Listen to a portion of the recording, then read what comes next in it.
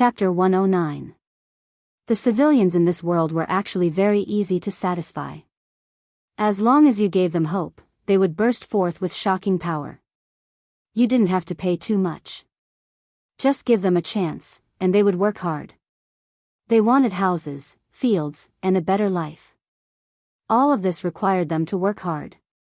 In the Northtown Castle, Sulen was instilling a habit, and that was to rely on their own hard work to earn a better life. The next day, the new refugees went to the test site and work site. Those who didn't have skills went to work, and those who did had to go to the test site. Khan was going to sign up for the army. His wife was going to do some tailoring. Even little Kevin was going to sign up for work. There was a lot of work to be done in the Northtown Castle. With Sulen's decision to expand the outer city, the entire outer city became a construction site. There were too many houses to be built, a lot of building materials to be transported, and all kinds of living materials to be made. It could be said that there was a need for manpower everywhere. Khan had killed a knoll manager, and his physical fitness was also qualified. He successfully joined the army and became a new recruit.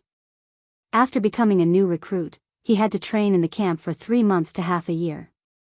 He could only officially join the army after passing the test. Although he couldn't go to the battlefield and earn military merits, as a new recruit, he would earn points as long as he met the standards of his daily training. On the first day of entering the camp, Khan didn't expect that their instructor would be a drow. In the legends of the human kingdoms, the drow was an evil existence. But here in the Northtown Castle, a drow was their instructor. Although he was confused, when he thought of the rules that the soldiers read out, Khan put away all his thoughts. The training was hard. The drow was very cold, and he would punish anyone who made a mistake. But the things he taught were very useful. For a better life, Khan gritted his teeth and persevered. When it was time for lunch, Khan realized that the food in the camp was much more sumptuous than yesterday. In addition to a piece of black bread and a bowl of fish soup, every soldier was given a piece of grilled meat. The meat was the size of a palm and was grilled to a crisp on the outside. Khan almost swallowed his tongue. The sumptuous lunch made him want to be a soldier who cooperated with him even more. Therefore, during the afternoon training, Khan became even more diligent. At night, the food in the barracks was still sumptuous. After the training ended, all the recruits left the barracks and returned to their living quarters. Returning to the small house once again, the other people in the surrounding rooms had also returned one after another. Although their bodies were exhausted after a busy day, these people who were still refugees yesterday were in high spirits. Some children were even playing around in the courtyard, and the adults would occasionally reprimand them. Seeing this scene, Khan suddenly felt much more at ease in his heart. Wasn't this scene what he had yearned for the most in the past? As long as he worked hard, he would be able to fill his stomach and feed his family. When he had enough points and money, he would be able to buy a piece of farmland that belonged to him. Sulen was lying in the Lord's castle, reading a book. It was the latest popular night novel in Cult City, called A Golden Scale Is Not a Fish in the Pond. The main content of the book was about a commoner who worked hard to become a knight. Then, step by step, he became stronger and stronger, and finally, he brought his wives to own his own territory and live a happy life together. The plot was full of ups and downs, and Sulen finished the novel in one breath. After finishing it, he felt a little bored, and it reminded him of many things from his previous life. I wonder if Tokyo is still hot, if the people are still vegetarian, if the sea breeze in the Caribbean is still salty, if the art in the San Fernando Valley is still full of youth and sweat. Sulen casually placed the book in the innermost part of the bookshelf and stretched his body. Then, he walked out of the room and headed to the blacksmith's shop. He had obtained 5 sets of Enchanting shells last time. Calculating the time, it should be almost done. Sulen rode his horse all the way to the blacksmith's shop. The whole territory was undergoing construction, and the refugees who had just arrived were also immersed in all kinds of work. The whole territory was thriving, and Sulen was very satisfied with the scene in front of him. When he arrived at the blacksmith's shop, Bruce personally came out to welcome Sulen when he heard that he had arrived. "Bruce, have the Enchanting shells been processed?" Sulen asked directly. Monseigneur, all the shells have been processed. A total of 5 sets of full-body plate armor and 50 shields have been made. Bruce said respectfully. Then, he ordered the other apprentices to bring the completed armor and shields over. Sulen casually picked up a set of plate armor. The armor was black in color and simple in design. He pressed his fingers on the armor with a little force. The armor was very tough, and the entire set of armor was very light. Plate armor, unnamed, material, Enchanting carapace, weight, lightweight. This armor is made using the hardest part of an Enchanting's carapace. Its defense is astonishing, yet it is extremely light. It is a rare treasure armor. Defense +3, toughness +2, lightness +2, acid resistance +10. This type of armor, which had the defense of a plate armor but only the weight of a light armor, was quite expensive. A brand new set of normal plate armor would cost around 1,000 gold nars. Since this type of light armor didn't have the weakness of metal armor against acid arrows, it was normal for the price to be several times higher. Many families would treat such a set of plate armor as a family heirloom. If Sulen was willing to sell it, he could easily sell it for 4,000 to 5,000 kinar. After inspecting the 5 plates, Sulen looked at the shields made from the Enchanting shells. The surface area of the Enchanting shells was very large, so Brock had made them into large shields. Each shield was 1.3 meters tall and 90 centimeters wide. It was second only to a tower shield. Sulen picked up a shield and tested it. The shield was very tough, and the quality of the shields was also very light. Large shield, unnamed, material, Enchanting shell, weight, light. This shield was made using the Enchanting shells. It has amazing defense and is very light. Defense +3, toughness +2, acid resistance +8, there were more than 50 of these shields. Sulen planned to use them to train a group of heavy armor. Although the barbarian guards were strong, they were more used to attacking. This time, Sulen planned to build a defensive army. Once the barbarians went berserk, their entire command system would be paralyzed. The only thing they could think of was recklessness. They could charge and break through enemy lines, but they could not be counted on. The territory needed a group of heavy infantry, and these shields were light and tough. They were just right for the job. Chapter 110. Sulen's hero template came with the Lancer, which was the most common soldier type. It took a short time to train and was cheap. Of course, after a few upgrades, it was still very strong. Another point was that although the Lancer was not very good, it was the prerequisite for activating a few special soldier types. For example, the special soldier types Formation Breaker and Great Halberd Warrior required the Lancer to advance. There were many other special soldier types in the system. For example, the special soldier type White Horse Cavalry, the special soldier type Tiger Leopard Cavalry, the special soldier type Mountain Cavalry, the special soldier type Unparalleled Flying Army, the special soldier type Crossbow Soldier, the special soldier type Eagle Archer, and so on. There were also some powerful soldier types that the system did not introduce. Sulen could only choose from the Formation Breaker and Great Halberd Warrior. Of these two, Sulen was more inclined towards the Formation Breaker. The system's evaluation of this unit was very simple. Every attack, no one is undefeated. Moreover, this unit was equipped with heavy infantry. To advance to this special soldier type, one must first upgrade the Lancer to the highest level and become the Spear Guard. Only then would one have the opportunity to advance to the Formation Breaker. The Lancer's initial advancement was the Recruit, Lancer, Elite Lancer, Heavy Armor Lancer, and finally the Spear Guard. Only the Spear Guard had the qualifications to advance to the Formation Breaker. According to the division of strength, the Heavy Armor Lancer was the Knight level, the Spear Guard was the Grand Knight, and the lowest level of the Formation Breaker was the Knight Commander. This level was not weaker than the Barbarian Axe Berserkers. Moreover, compared to the barbarians who liked to be reckless, the Formation Breaker was very disciplined. If the two sides really fought, the Barbarian Axe Berserker would definitely lose. It was not surprising that the barbarians, with their terrible discipline, would be beaten up by the formation breaker. Sulan had already started to form the Lancer and Archer units. However, these two units did not have many people. The Lancer and Archer units were recruited from the refugees who came to the territory. The two units added together only had 40 people. Moreover, these refugees were in poor health. After all, as refugees, many of them did not have enough to eat. The first 1 or 2 months in the military camp were actually for them to nourish their bodies. The intensity of the training could only be said to be average. Only when their bodies recovered would the next step of training be carried out. Sulan's territory could be said to have gained a firm foothold. As long as he was not unlucky enough to be besieged by a large tribe, there would not be any major problems.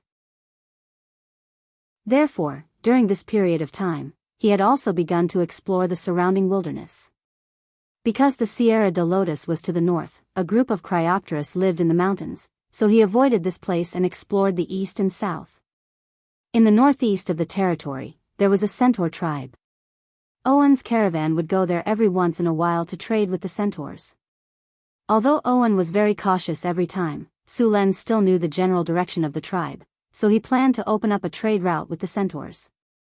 Owen traded with the centaur tribe for food and weapons in exchange for the centaur longbows and horses. When Owen once again led the caravan to the centaur tribe to trade, Sulan also sent people to form a caravan to follow. However, the goods they brought were different from Owen's. Sulan prepared wine. In the northern wilderness, the winter was very cold, so wine was very popular. However, because of the problem of food production, the wine production was not high. Moreover, it was rarely sold in the northern wilderness. After all, wine was not a necessity. Under Sulan's half-forced request, Owen could only agree to bring Sulan's caravan to the centaur tribe. The construction of the territory was in full swing. The slaves and refugees were working hard. No one noticed that a black dot had appeared in the distant sky. The black dot quickly became bigger. In just a few breaths, the black dot became a huge monster with a wingspan of more than 20 meters. This monster was grayish-white. It had a pair of fleshy bat-like wings, but it was 100 times bigger than a bat. At the end of the wings was a pair of sharp claws. On its head was a sharp beak filled with sharp teeth. Its legs were even more terrifying. It looked very similar to the pterosaurs of the dinosaur era. However, compared to the pterosaurs, this guy was much stronger. Cryopteris. A type of cold Euron. These pterosaurs had flown to Sulan's territory. The territory was currently working. No one noticed Cryopteris. However, as Cryopteris continued to approach, the smell of a superior predator appeared. Dragon. It's a dragon. At this moment, a refugee inadvertently raised his head to take a look. He was completely stunned. What dragon? Hurry up and work. Otherwise, your points will be halved today. The supervisor beside him said impatiently. It's a dragon, a giant dragon. Run. The refugee who reacted threw down his tools and ran away. Seeing that the refugee threw down his tools and ran away, the supervisor shouted angrily, "Come back, you better come back. Your points for today are gone." I still want, at this moment, the surrounding refugees were in an uproar. Dragon, it's a dragon. Run. Run. The evil dragon is here. A strong wind pressure swept across the top of their heads. Many people were directly blown away by the strong wind. The powerful Cryopteris only circled above their heads once. The strong wind brought about by it was enough to throw many refugees off their feet. The surroundings were filled with the screams of monsters and humans who were struggling for their lives.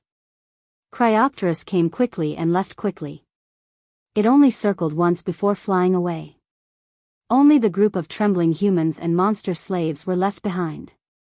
A huge black shadow flew into the sky. Cryopteris's ferocious claws grabbed 2 human corpses tightly. Ding! Warning! Warning! The host's territory is under attack by a powerful creature. Just as Sulan was dealing with the matter, the system suddenly notified him. Then, there was a loud commotion in the town. Sullen's expression changed. He immediately opened the balcony window and walked out to take a look. He saw a huge black shadow flying across the sky above the town. It then flew towards the sky in the north. Cryopteris. After seeing the huge shadow, Sulen immediately recognized that it was an adult Cryopteris. What's going on? Why is Cryopteris here to hunt? Sullen's expression was a little serious. Sulen didn't have time to think about Cryopteris. He immediately went downstairs to calm the people down. Although Cryopteris' attack just now only killed 2 humans, the dragon's influence was too great. If it wasn't handled properly, there would be a large number of refugees in Sullen's territory. Other than calming these people down, the goblins, kobolds, and gnolls in the territory were now in chaos. As an important labor force in the territory, Sulen didn't want them to take the opportunity to escape. Chapter 111. Luckily, the Cryopteris didn't cause too much damage. All the refugees hid in their rooms. Although many of the slaves had escaped, the situation was quickly controlled by the barbarian guards. Other than the 2 refugees who died, there are 13 people who were injured. 9 of them were injured by the strong wind, 2 were sprained, and 2 were trampled. A worker reported the casualties to Sulen. I understand. What's the situation with the slaves? Sulen nodded and asked another person. Monsignor, 43 slaves escaped. The rest are locked up in the slave camp. There were 12 slaves who tried to escape but were killed by the barbarian guards. Let's stop working today and let them rest for a day to recover. We'll continue working tomorrow. Oh, and give them a good dinner. Sulen thought for a moment and ordered. The same goes for the refugees. Send someone to comfort the dead and give them some compensation. Also, immediately build a watchtower. There must be 2 soldiers on it at all times to check the situation in the sky. If they discover any enemy, they must warn them immediately. The security team will maintain order. When they hear the warning, send them to a safe place to hide immediately. Arrange for people to guard the crossbows. If there are any wyverns or other creatures that invade, prepare to attack immediately. Sulen methodically assigned tasks to them. At the same time, he set up a warning system to prevent the wyverns from attacking again. At the same time, he arranged for people to guard the crossbows and be ready to attack at any time. After arranging everything, Sulen let out a sigh of relief and let the people go do their own things. Master, are you going to look for the Cryopteris? Chris walked over with a cup of black tea. Yes. Sulen took a sip of the black tea and said. Sulen, are you really going to slay the wyverns? Hathaway said in surprise as she pushed up the glasses on her face. If I don't take care of them, am I going to let these wyverns use my territory as a hunting ground? Sulen said with a gloomy face. Slaying a wyvern was not easy. Even a Euron was not easy to kill, let alone a wyvern that could fly. Master, are you confident? I'll go with you. Chris came behind Sulen and put her hands on Sullen's shoulders to massage gently. Sullen's head naturally leaned back and lay on the plump face wash. I need you to take care of the territory. Without you, I won't be at ease. Sulen closed his eyes and said comfortably. Then let Sister Hathaway go with you, along with Johnson and Aidan. What are they going to do? Will you hold us back? Suluan curled his lips and said. Humph, who are you talking about? Hathaway said angrily. I'm talking about you. You've just become an intermediate wizard. Have you learned all the spells? Sulen said as he glanced at her pair of big bears. He thought to himself, this girl is growing up fast. Humph, Cryopteris can fly. Can you fly? Hathaway looked at Sulen and said. The problem of flying was still a headache for Suluan. Although he was powerful, he couldn't fly. But Chris could fly, and her flying speed was not slow. Should he let Chris be his mount and take him to fly? Intermediate wizards could also fly, although the flying speed was not very fast. Your flying spell is too slow. If you fly, you'll become a target for those Cryopteris. Sulen shook his head and said. I can help you take down those pterosaurs. Hathaway said proudly. Cryopteris is a cold your own. Fire spells can do 1.5 to 2 times the damage. Also, these pterosaurs don't have dragon scales. If they are hit, even if they don't lose their ability to fly, their flying speed and height will be greatly reduced. What you said makes sense, but it's too dangerous. You don't have the ability to protect yourself. Once you're targeted by those pterosaurs, you won't be able to escape. Sulen was a little tempted, but he still shook his head and refused. He didn't want his little sister to die. Humph, how do you know I don't have the ability to protect myself? Hathaway wrinkled her nose and took out a delicate little magic staff. She knocked on the table and said. Sulen's interest was piqued. Every time this girl learned a new spell, she liked to show off. What spell did you learn this time? Of course, watch carefully. Hathaway raised her head. Her beautiful face was full of pride. She gently waved the magic staff in her hand. To Sulen's surprise, a light flashed, and Hathaway suddenly disappeared. Invisibility? This isn't just an invisibility spell. I also cast an erasure spell. Not only is my body invisible, but even my scent and footprints can't disappear. Unless I actively attack or break the invisibility spell, those Cryopteris won't be able to find me. Hathaway's voice echoed in the room. What was strange was that Sulen couldn't find her location through her voice. Hee, you want to use sound to find my location? I used ventriloquism. You won't be able to find me, Hathaway said proudly. Sulen scanned the room and indeed didn't find any trace of her. There was no scent in the air either. It was as if she had really disappeared into thin air. At this moment, Sulen suddenly felt a sharp pain on his scalp. A strand of hair was pulled out. You can't find me, right? Hathaway's proud voice sounded again. Sulen could already imagine her smug look now. Since he couldn't see Hathaway, Sulen directly opened the system map and zoomed in on the room he was in. The map clearly marked the location of the 3 of them. After glancing at the map, Sulen knew where she was hiding. He then got up and pretended to look for her in the room. Just as Hathaway was about to sneak up on him again, Sulen suddenly turned around and hugged her. You can't run away now, right? Hathaway didn't react at all when Sulen suddenly hugged her. How did you find me?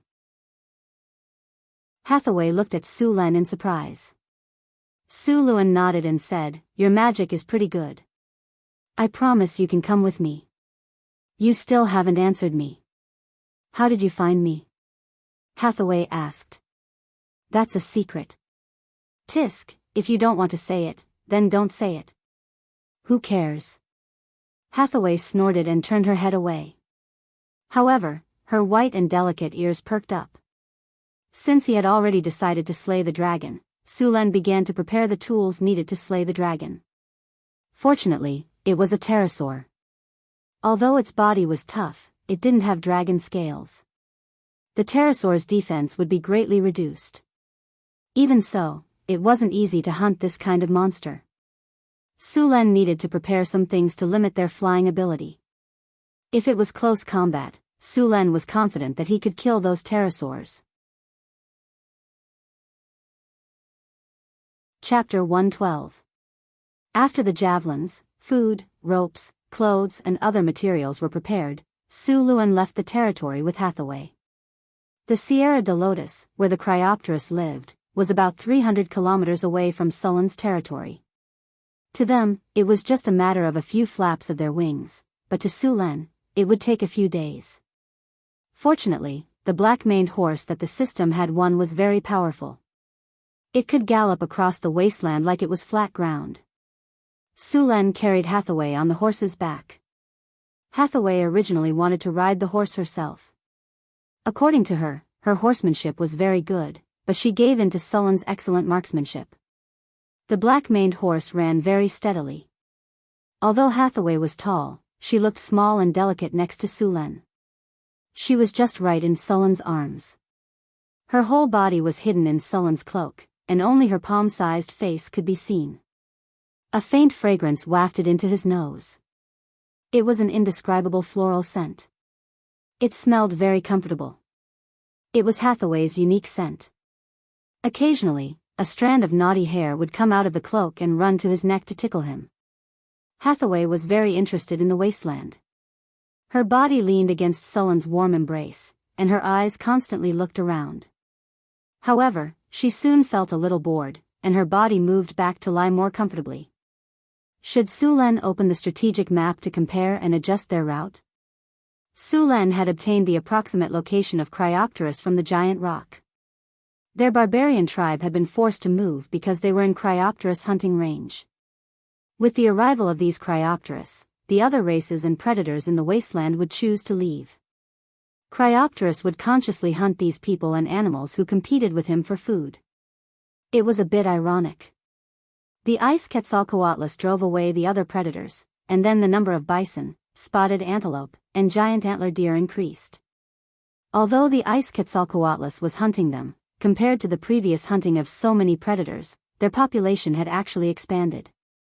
Although they had to face Cryopteris predation, these animals were still unwilling to leave. Sulen rode the black-maned horse in the wasteland. Some gnolls wanted to attack him, but before they could reach him, the horse had already left them behind. Some smarter ones wanted to stop him, but Sulen casually flicked his spear and sent them flying.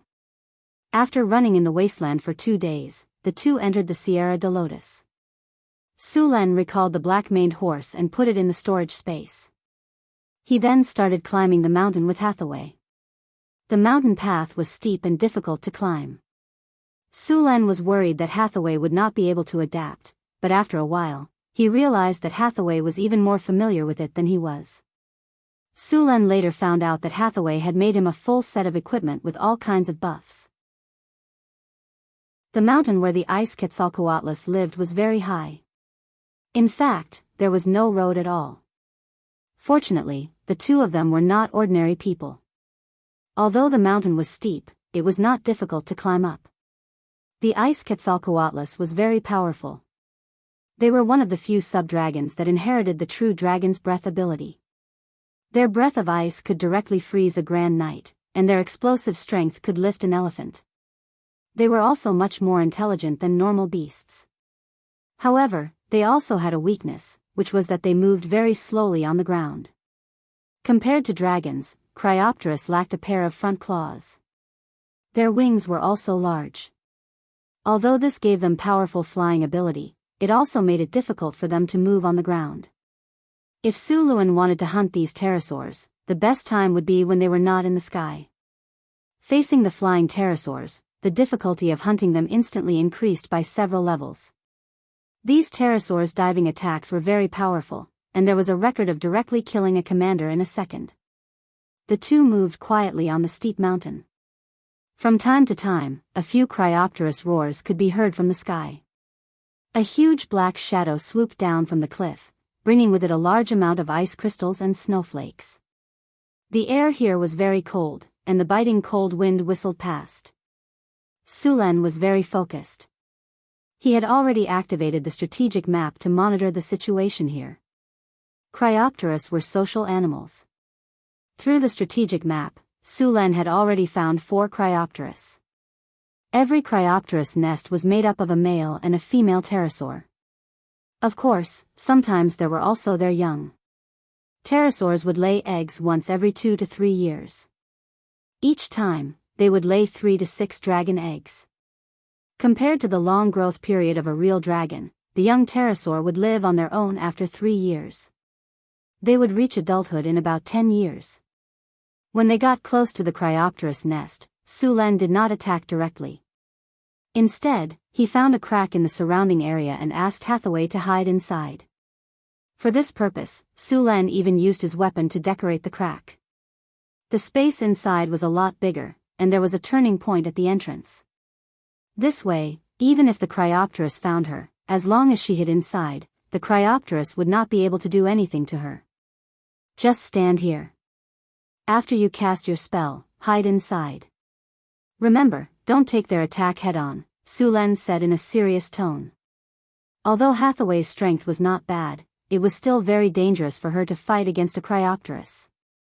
After all, low-grade wizards were famous for being fragile. Su-Len rubbed her pretty face that was a little red from the cold. Hathaway was very excited. She held her magic staff tightly, and her big eyes looked around. She was eager to try. Don't worry, I won't joke about my nickname. My goal is to become a legendary witch. Hathaway whispered.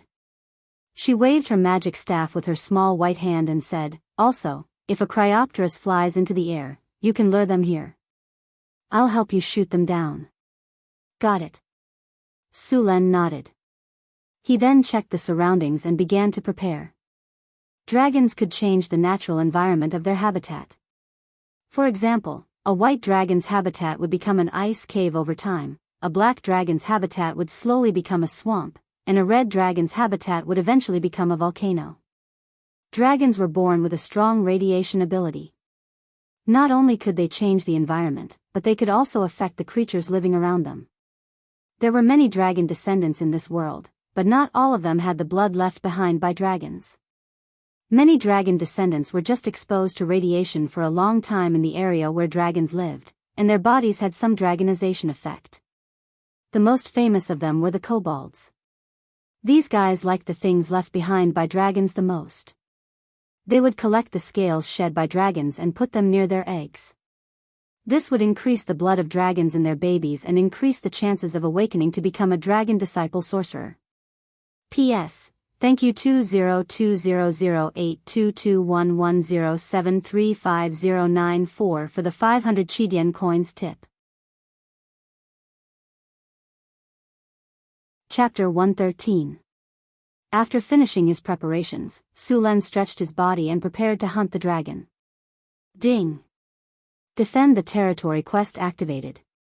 After your tireless efforts, your territory is finally on the right track.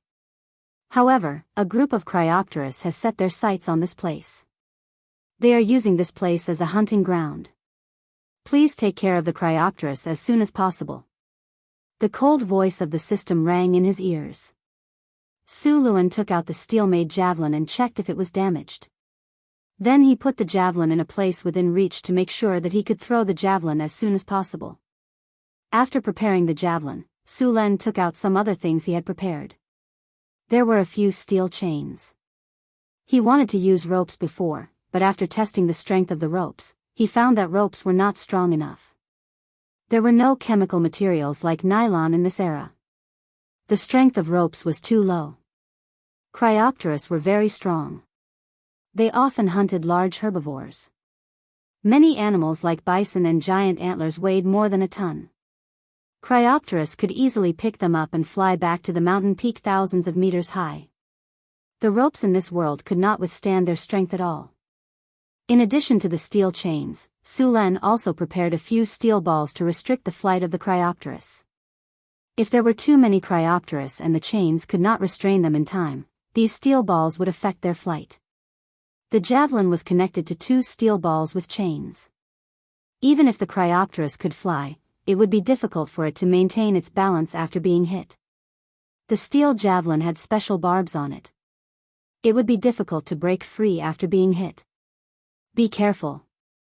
Hathaway looked at the figure and then clenched the staff in her hand. The cold wind on the mountain peak whistled and rolled up countless ice crystals. There was a layer of steel-like ice under their feet. It was very slippery when they stepped on it. In addition to the whistling cold wind, there was a bottomless abyss just a few meters away. Without enough courage, they would not dare to move in this environment. This area was very narrow. It could only accommodate a few people at most. It was impossible to use human wave tactics. Moreover, even if there were many people, there was no space to dodge once the Cryopterus attacked in such a narrow environment. The biggest possibility was that they would be swept directly into the cliff next to them. Cryopterus hunted once every 2 days. Normally, the male hunted while the female stayed at home. Su-Len saw Cryopterus returning from a hunt when he was climbing the mountain. They were most likely in their nest now. Sulen carefully approached the Cryopteris nest. The Cryopteris was very confident in its nest. Building a nest in such a dangerous place could stop 95% of the attackers. Walking slowly along the cliff, the whistling mountain wind completely blew away some of the sound. After bypassing a few steep rocks, a stone platform appeared in front of him. The stone platform was more than 10 meters high, and on top of it was the nest of the ice Quetzalcoatlus.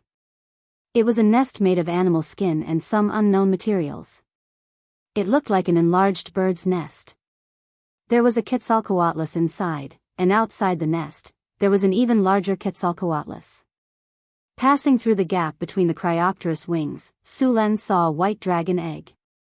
It seemed that the Cryopteris had built their nest here to hatch their offspring. This was good news for Sulen. With the dragon egg as a restraint, the Cryopteris would not all rush up to attack when they discovered an intruder. This would greatly reduce the pressure on Sulen. Furthermore, the winged dragon egg was very precious. It was very difficult to tame an adult pterosaur. Only by hatching a dragon egg could one tame a pterosaur. In the human world, the price of a winged dragon egg was very high. An egg that could hatch a pterosaur was worth around 3,000 kinnar. Even a dead egg that could not hatch could be sold for 500 kinnar. The winged dragon egg contained a large amount of elemental energy that could strengthen the body. It was very popular among the nobles. There was no place to hide on the platform. As soon as Sulen appeared, the Cryopteris noticed him. Seeing that someone had invaded its nest, the male Cryopteris roared and immediately flapped its wings and flew down. The Cryopteris flew into the sky with a gust of wind. After circling in the sky, it dived directly towards Sulen. A foul smell came from its bloody mouth full of sharp teeth. The ice Quetzalcoatlus dived very fast. Just as it was about to reach Sulen rolled to the side in an instant, and then waved his hand to throw a 2-meter-long fine steel javelin. In such a short distance, the Cryopteris only had time to turn its body sideways. The steel javelin instantly pierced through its wings. The Cryopteris cried out in pain. Dragon blood splashed everywhere. Its body tilted and fell to the ground. However, the pterosaur's flying ability was very strong. It quickly regained control of its body and struggled to fly higher. How could Sulen give it the chance? He pulled the chain behind the javelin hard and then pulled hard. The huge force made the chain very tight. The pterosaur's wings were very strong. Although the wings were injured and the dragon blood was spilling, its strength was not reduced at all.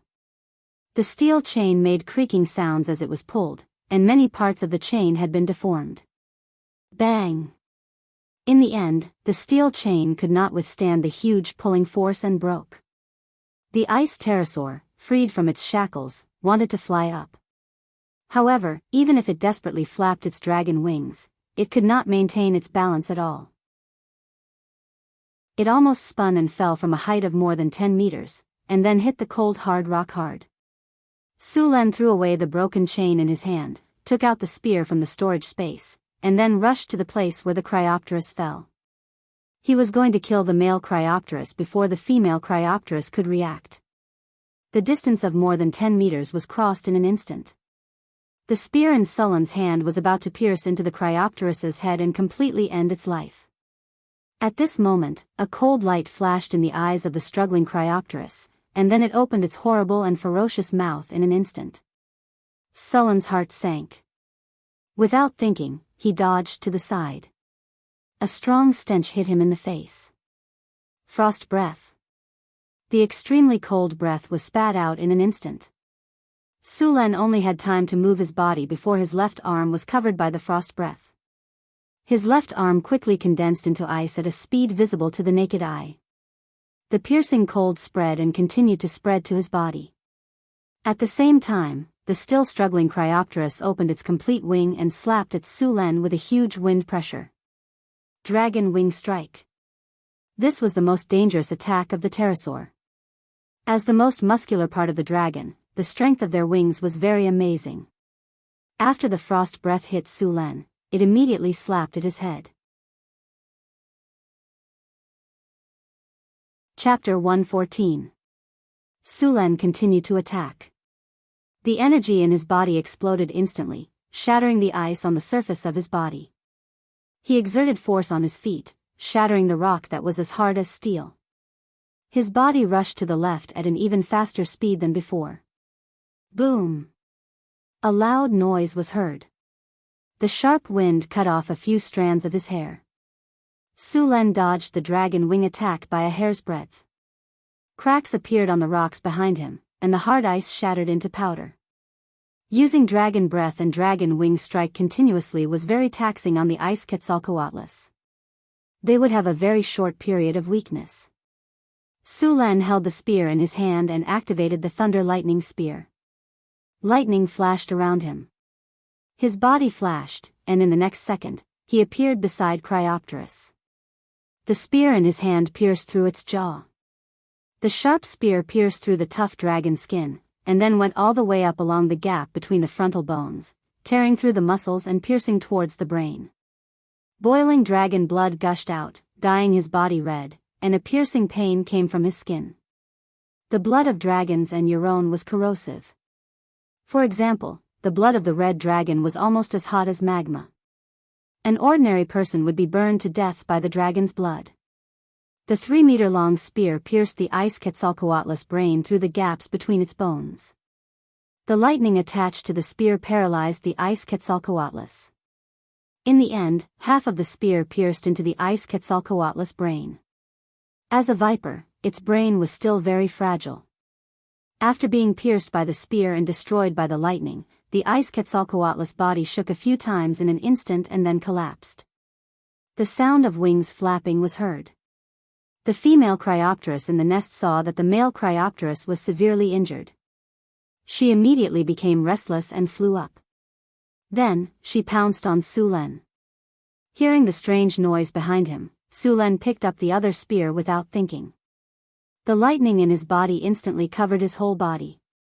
He exerted force on his feet and turned around abruptly. The spear that was covered with lightning flew out like a bolt of lightning and hit Cryopteris' abdomen directly. The powerful power of thunder and lightning instantly detonated in its body. The ice Quetzalcoatlus's body stiffened instantly, and then it fell directly from midair. With a bang, it hit the cold rock, and then slid to Sulen under the action of inertia. Taking out another steel javelin, Sulen jumped up. Strong lightning flashed back and forth on his body, and the javelin in his hand was wrapped in thunder and lightning. Then, the spear pierced through Cryopteris' head with a thunderous force. The female Cryopteris fell to the ground. Sulen took a deep breath. The lightning on his body had faded. It was not easy to kill 2 Cryopteris in a row. These Euron had high damage. If Sulen was not careful, he would be injured. The male Cryopteris was also very cunning. If it was not for his quick reaction, he would have been severely injured by the pterosaur's full-force wing attack. Sulen took out the spear and the spear that was buried in the skull. He used ice to freeze the corpses. He did not have time to deal with the 2 pterosaur corpses. Although the battle was short, it had attracted the attention of the other Cryopteris. At this time, 2 more Cryopteris were flying towards him. Behind them, 2 more Cryopteris were approaching. Without stopping, Sulen quickly jumped off the platform and ran back to where he came from. Facing 4 Cryopteris at once was very stressful for Sulen. After killing 2 Cryopteris in a row, Sulen gained a lot of experience. However, he was still some distance away from leveling up to 21. After seeing Sulen rushing over, Hathaway stared at the Cryopteris in the sky, ready to attack at any time. Thunder Lightning Spear. The violent power of thunder and lightning instantly erupted from his body, and an energy field appeared around him. Even on this mountain peak that was thousands of meters high, the perennial wind and snow stopped. The sky was shrouded in dark clouds, and lightning flashed from time to time, illuminating the dusky sky. The 2 Cryopteris circled in the sky and then swooped down towards Sulen. The wind and snow they brought with them formed small whirlwinds in the sky. Frost breath. Frost breath. When they were about 10 meters away from Sulen, the two Cryopteras spat out a wave of extremely cold frost at the same time. The temperature of the cliff, which was already very cold, dropped again. Sulen quickly jumped on the cliff. After running for 10 meters on the steep and cold cliff, Sulen finally escaped the range of the frost breath. He raised the javelin in his hand towards the sky. Accompanied by the crackling sound of thunder and lightning, a bolt of lightning fell from the sky and directly hit the steel javelin. The bright lightning instantly lit up the entire sky. Under the support of the lightning power, a blue lightning appeared on the steel javelin, and the entire javelin was drawn into a bolt of lightning at this moment. Sensing the terrifying power of the lightning javelin, the two Cryopteras swooped down again. Their huge wings stuck close to the cliff and swept over. They were determined to sweep Sulen off the mountain and off the cliff to his death. The violent power of thunder and lightning quickly converged, and the spreading electric snakes ran all over Sulen's body. Even he felt a little numb, and the lightning brought with it a burning pain. Feeling the violent power of thunder and lightning in his body, a faint electric light appeared in Sulen's eyes.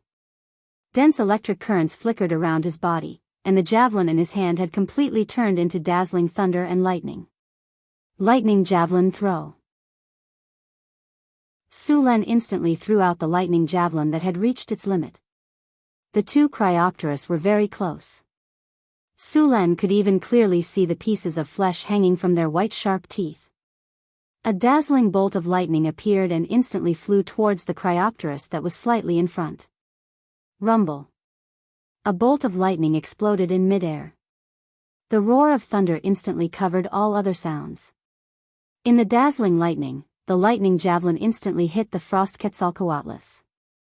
The violent power of lightning exploded out of thin air. The hit Cryopteras was directly wrapped in lightning. Even the nearby Cryopteras was affected. The violent lightning exploded in an instant. The hit Cryopteras did not have the slightest ability to resist. Under the effect of inertia, it directly hit the hard mountain, rolled down, and finally was blocked by a few rocks. However, the Cryopteras was already dead. There was a terrible bloody hole in its body, and the surrounding dragon's skin was scorched black. The other Cryopteras was affected.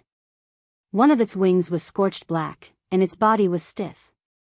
It struggled in midair, trying to fly away. Chapter 115. Fireball. An orange-red fireball the size of a basketball suddenly appeared and flew directly towards the injured Cryopteras. The Cryopteras, which had not fully recovered from its paralysis, had no time to dodge and was hit by the fireball. Boom! As a cold Euron, their resistance to fire spells was very low. Although Fireball was a level 3 evocation spell, it was the most powerful low-level spell. Many level 4 spells were not necessarily comparable to it. Otherwise, the Five Fires sect would not have emerged. The orange-red fireball exploded after hitting the Cryopteras. The scorching flames instantly caused serious damage to the Cryopteras. The Cryopteras, which was barely flying, was directly hit by the fireball. Its huge body fell from the sky and hit the cold rock with a bang. Ice and gravel flew everywhere, and blood slowly flowed out under its body. The Cryopteras cried out a few times, and its struggle became weaker and weaker. It seemed that it would not live for long. Before Sulen could catch his breath, the other two Cryopteras had attacked again. The death of their companion made them even angrier, and because of the previous battle, they were very vigilant against Sulen's javelins. The biggest advantage of the Cryopteras was not their powerful dragon breath, but their ability to fly. With the ability to fly, they had the opportunity to attack and retreat. The best way to kill them was to make them lose their ability to fly. The two Cryopteras took turns to attack Sulen. Every time Sulen was about to throw his javelins at one of them, the other Cryopteras would immediately attack him. If Sulen insisted on attacking, it was very likely that he would be severely injured by the claws or wings of the other Cryopteras. The two Cryopteras cooperated very well, which gave Sulen a headache. He wanted Hathaway to launch a sneak attack, but the two Cryopteras were very vigilant. Cryopteras, who could fly, would have a high chance of dodging the fireball if he couldn't sneak an attack. Hathaway had tried it once before. However, there was still a solution. A few pieces of rock and ice hit his face, causing him a slight pain. Su Len dodged the Cryopterus's wings again and continued to dodge. Spells like Flame Arrow or Scorching Ray could be used to attack, but they weren't very effective against First Circle spells. Haste. Cat's Grace. Bear's Endurance. Elemental Resistance. Several spiritual lights entered Su Luan's body in succession, which improved his already sensitive body again. Even if he was walking on the smooth and steep rock wall, he could now walk on it as if it were flat ground. The two Cryopterus were very cunning. They cooperated with each other to exhaust Sullen's stamina. In such a steep and cold environment, a fierce battle would consume a lot of stamina. Once Sullen's stamina ran out, the two Cryopterus would swarm him and tear him apart. Su Len took out another chain from his storage space. The two ends of the chain were connected to two metal balls. They were specially made by Su Len to disrupt the balance of the Cryopterus. Compared to the javelins, the chain balls were almost useless, but they could disrupt the balance of the Cryopterus. Compared to the javelins, the chain balls had a much larger attack range and were harder to dodge. Soon, the two Cryopterus swooped down again. Su Len rolled away and threw the chain in his hand. He jumped up again and dodged the attack of the other Cryopterus. Life and death were decided in this moment. The Cryopterus swooped down on Su Len. He had no room to dodge. Suppressing the soreness in his muscles, Su Len took a deep breath and rolled back along the ground. The hard and cold rocks hit his body, causing him pain. When the ice Quetzalcoatlus saw the chain coming towards it, it flapped its wings and adjusted its direction to avoid it. But this time, it miscalculated. Su Luan pulled the other side of the chain in his hand and shook it slightly to change the direction of the chain ball. Then the chain wrapped around the ice Quetzalcoatlus again. After loosening the chain, the adjusted chain hit the long and narrow neck of the ice Quetzalcoatlus. Under the effect of inertia, the chain wrapped around the ice Quetzalcoatlus's right wing and upper claws. Although it was only one round, it was a big problem for the ice Quetzalcoatlus. As it flapped its wings, the two heavy chains began to sway around irregularly, which seriously affected the ice Quetzalcoatlus's flying state. The ice Quetzalcoatlus, which could fly freely, suddenly became like a baby eagle that had just learned how to fly, wobbling. After wrapping the chain around the Cryopterus, Su Len ignored the pterosaur because the other pterosaur was about to attack him. A steel spear appeared in his hand in an instant. He blocked the pterosaur's sharp claws with a horizontal sweep. Then, he used the momentum to dodge the pterosaur's wings. Fireball. While Su Len was fighting with the other Cryopterus, Hathaway immediately attacked the pterosaur whose flying ability was greatly reduced. Cryopterus, whose flying ability was greatly reduced because of the chain, watched in horror as the fireball hit its wings. With a shrill cry, Cryopterus fell from the sky and smashed heavily on the cold rocks. No one knew if it was dead or alive. The Cryopterus that was fighting with Su Len realized that all its companions were dead. It spat a breath of ice at Su Len and flapped its wings in an attempt to escape. However, it was already too late. Faced with the bone-chilling frost breath, Su Luan had no intention of dodging. After activating Bear's tenacity and elemental resistance, the frost breath's power had weakened significantly. He could now take it head-on. Thunder Lightning Spear. A violent power of thunder and lightning gushed out of his body. Bolts of lightning jumped in the sky and then directly hit the spear in Su Luan's right hand. The 3-meter-long spear flashed with lightning in an instant, and the violent lightning kept jumping. Even Su Luan couldn't bear such a powerful electric current. Su Luan endured the burning sensation of the lightning, looked at the panicked ice Quetzalcoatlus, and threw it at it with all his might. Thunder Spear Throw. The powerful force tore the surrounding air apart. The lightning spear was like a flash of lightning, and then it ruthlessly pierced into the back of the ice Quetzalcoatlus. The 3-meter-long spear almost completely sank into its body.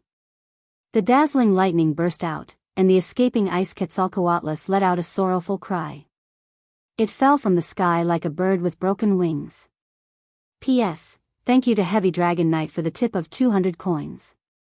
Thank you to Gue Hong for the tip of 200 coins. Thank you to Chung E's Ho E for the tip of 100 coins. Thank you to Traceless Immortal Dragon for the tip of 888 coins. Thank you to Loneliness for the tip of 100 coins. Chapter 116. Ding. Congratulations, host, you have killed Cryopterus and completed the Territory Guard quest. You have obtained a golden treasure chest. You have completed the Territory Guard quest. You have obtained 10,000 experience points and +1 to all attributes. You have killed Cryopterus and gained 15 peace of mind and 15 stability in your territory. Congratulations, host, you and your hero Hathaway have killed 6 Cryopterus. You have obtained 60,000 experience points. Congratulations, host, you have leveled up. You have obtained 2 skill points and 2 free attribute points. A golden treasure chest. Congratulations, host, you have broken through LV20 and reached LV21. You have broken through the limits of mortals and stepped into the realm of legends. Congratulations, host, you have broken through to the realm of legends. Your storage space has expanded to 10 cubic meters. If you want to increase it further, please explore on your own. Your Advanced Sturdy and Advanced Tenacity have evolved into Legendary Sturdy and Legendary Tenacity. You have obtained a skill fusion point, Legendary. You have obtained partial information about the legendary ability, Thunder Domain. You have obtained partial information about the legendary ability, Lightning Control. You have killed Cryopterus. You have obtained the title, Dragon Slayer, your own. Dragon Slayer, as someone who has killed the most powerful dragon-type creature in this world, you have an even stronger deterrent force. Your name has begun to spread across the continent. Fame +2. Sulen felt the surging power in his body. After breaking through to the realm of legends, he could clearly feel that his power had increased once again. In the depths of his soul, a spark of lightning appeared. Sulen's soul instantly came to a magical place. It was an ocean that contained endless power. All kinds of power mixed together and emitted a shocking power. These powers were filled with violent power. It was like chaos. Sulen was like a small drop of water here. Sulen's soul underwent some strange changes under this powerful power. His originally blurry soul became much clearer. There seemed to be no concept of time or space here. Sulen didn't know how long he stayed here. Perhaps it was a second, perhaps it was tens of thousands of years. Then his soul instantly left this space and returned to his body. Looking at the cold snowflake in his hand, Sulen knew that only a moment had passed. Feeling the power in his body, Sulen found that the violent power of thunder had become much gentler. It was also much smoother to control, and the previous feeling had disappeared. The original Advanced Sturdy and Advanced Tenacity were upgraded to Legendary Sturdy and Legendary Tenacity. Legendary Sturdy had 2 more points than Advanced Sturdy and 2 more points, and Legendary Tenacity. Legendary Tenacity. After a long period of training and battle, your body has surpassed the limits of an ordinary person. You have gained stronger vitality. Normal attacks will reduce damage to you by 100%. Permanent increase of health points by 100%. Increase of health points by 100%. Increase of health points by 100%.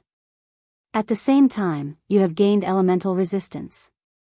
All elemental attacks will be reduced by 20%. Magic resistance +20. With the Legendary Tenacity talent, Sulen's defense had reached a ridiculous level. In addition to elemental resistance and magic resistance, he would have no problem taking on normal spells. He could even try taking a bath in lava. Advancing to Legendary wasn't a simple matter of stacking data. Although data was important, it was more important to start touching the power of laws. He had a deeper understanding of the power of thunder.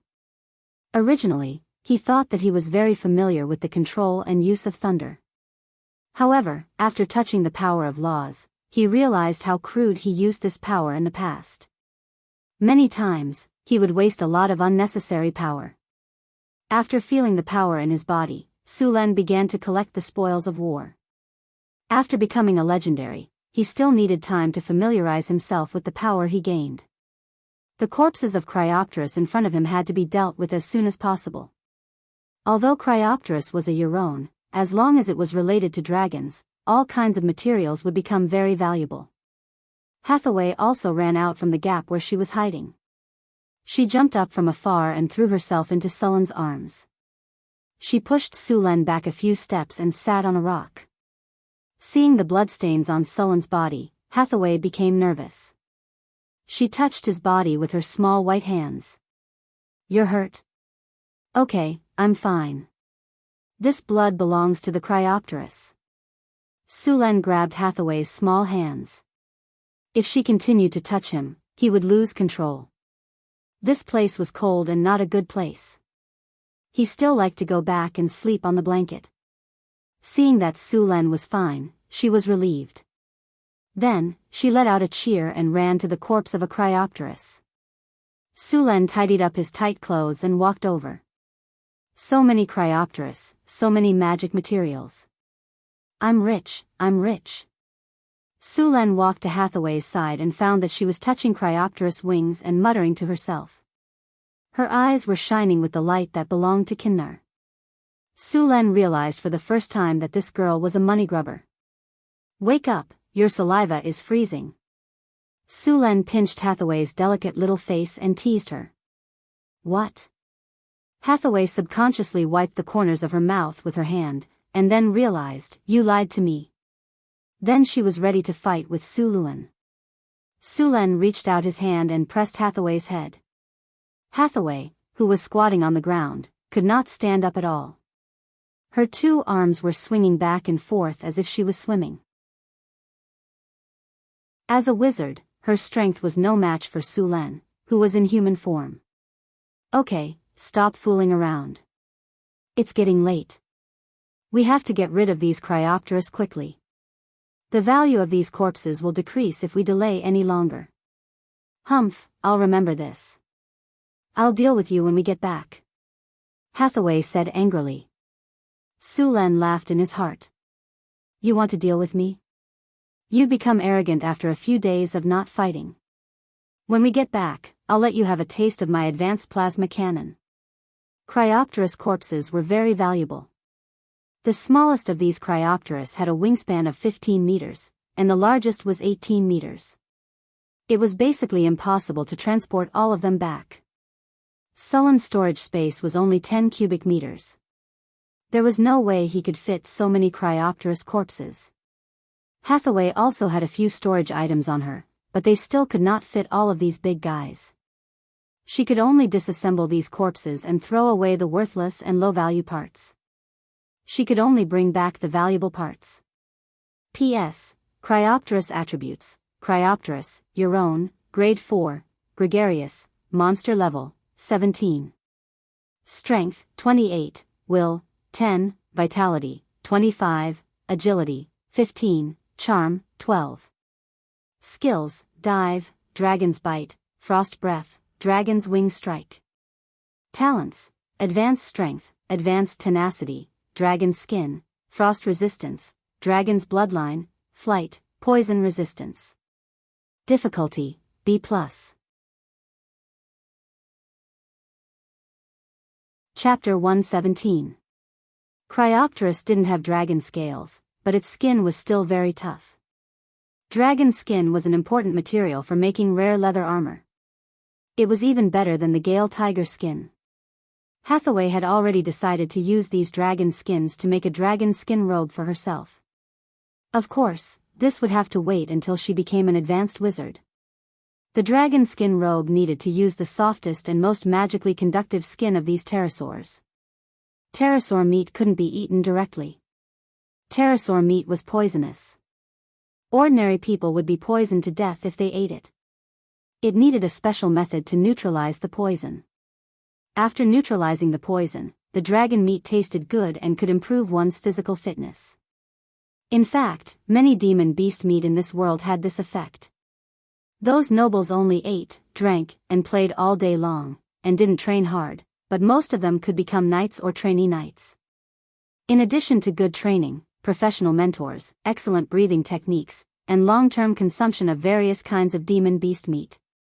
Long-term consumption of demon beast meat made their body much stronger than ordinary people. With professional training and excellent breathing techniques, as long as they were not too useless, it was not too difficult to activate their life energy and become a knight when they reached adulthood. However, it was very difficult for ordinary people. Knight training required a lot of meat, and ordinary people couldn't afford to feed a knight. Most of them could only rely on the nobles and become their servants. Su Len took out a skinning knife and began to skin the Cryopterus. Because of the previous battle, many parts of the dragon's skin were damaged. Those damaged parts could only be thrown away. The dragon's skin on the wings was not suitable for making leather armor. Those parts were more suitable for making blank scrolls. The most valuable part was the heart, which was an important material for making lesser dragon blood potions.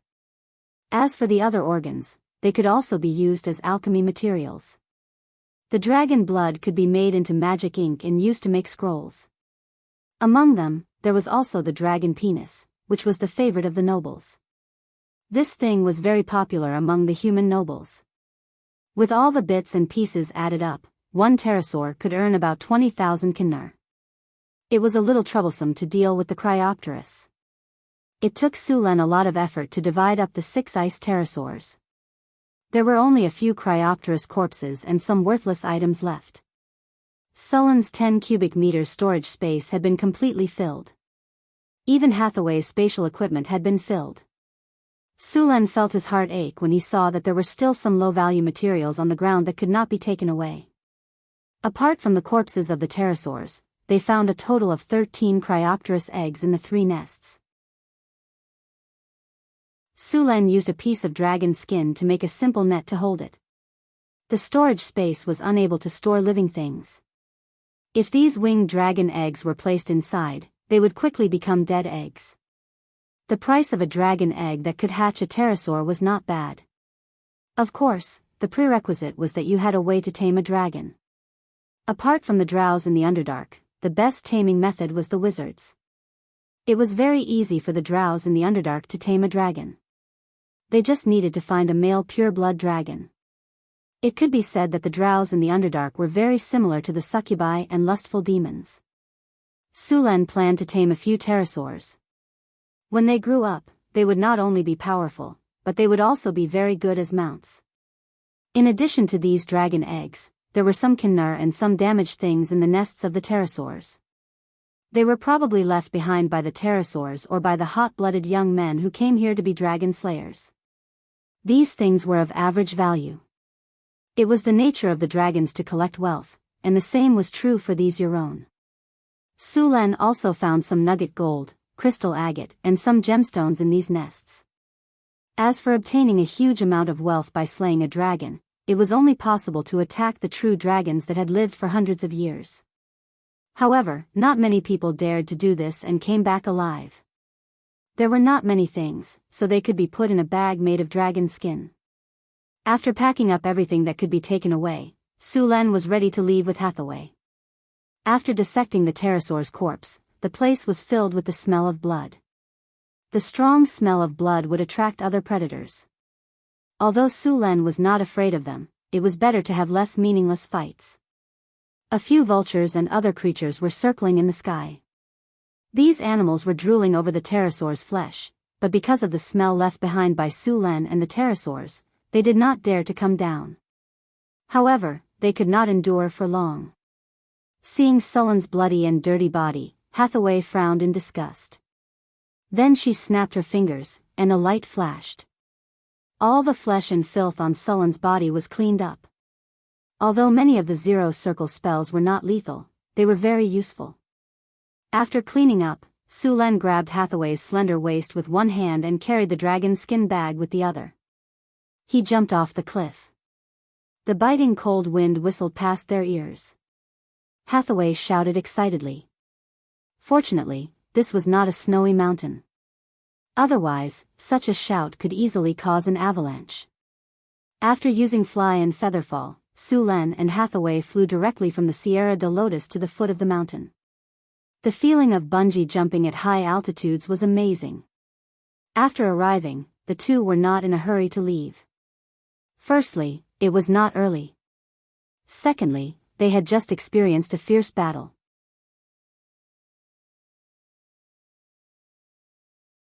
Although they were not injured, they were mentally exhausted.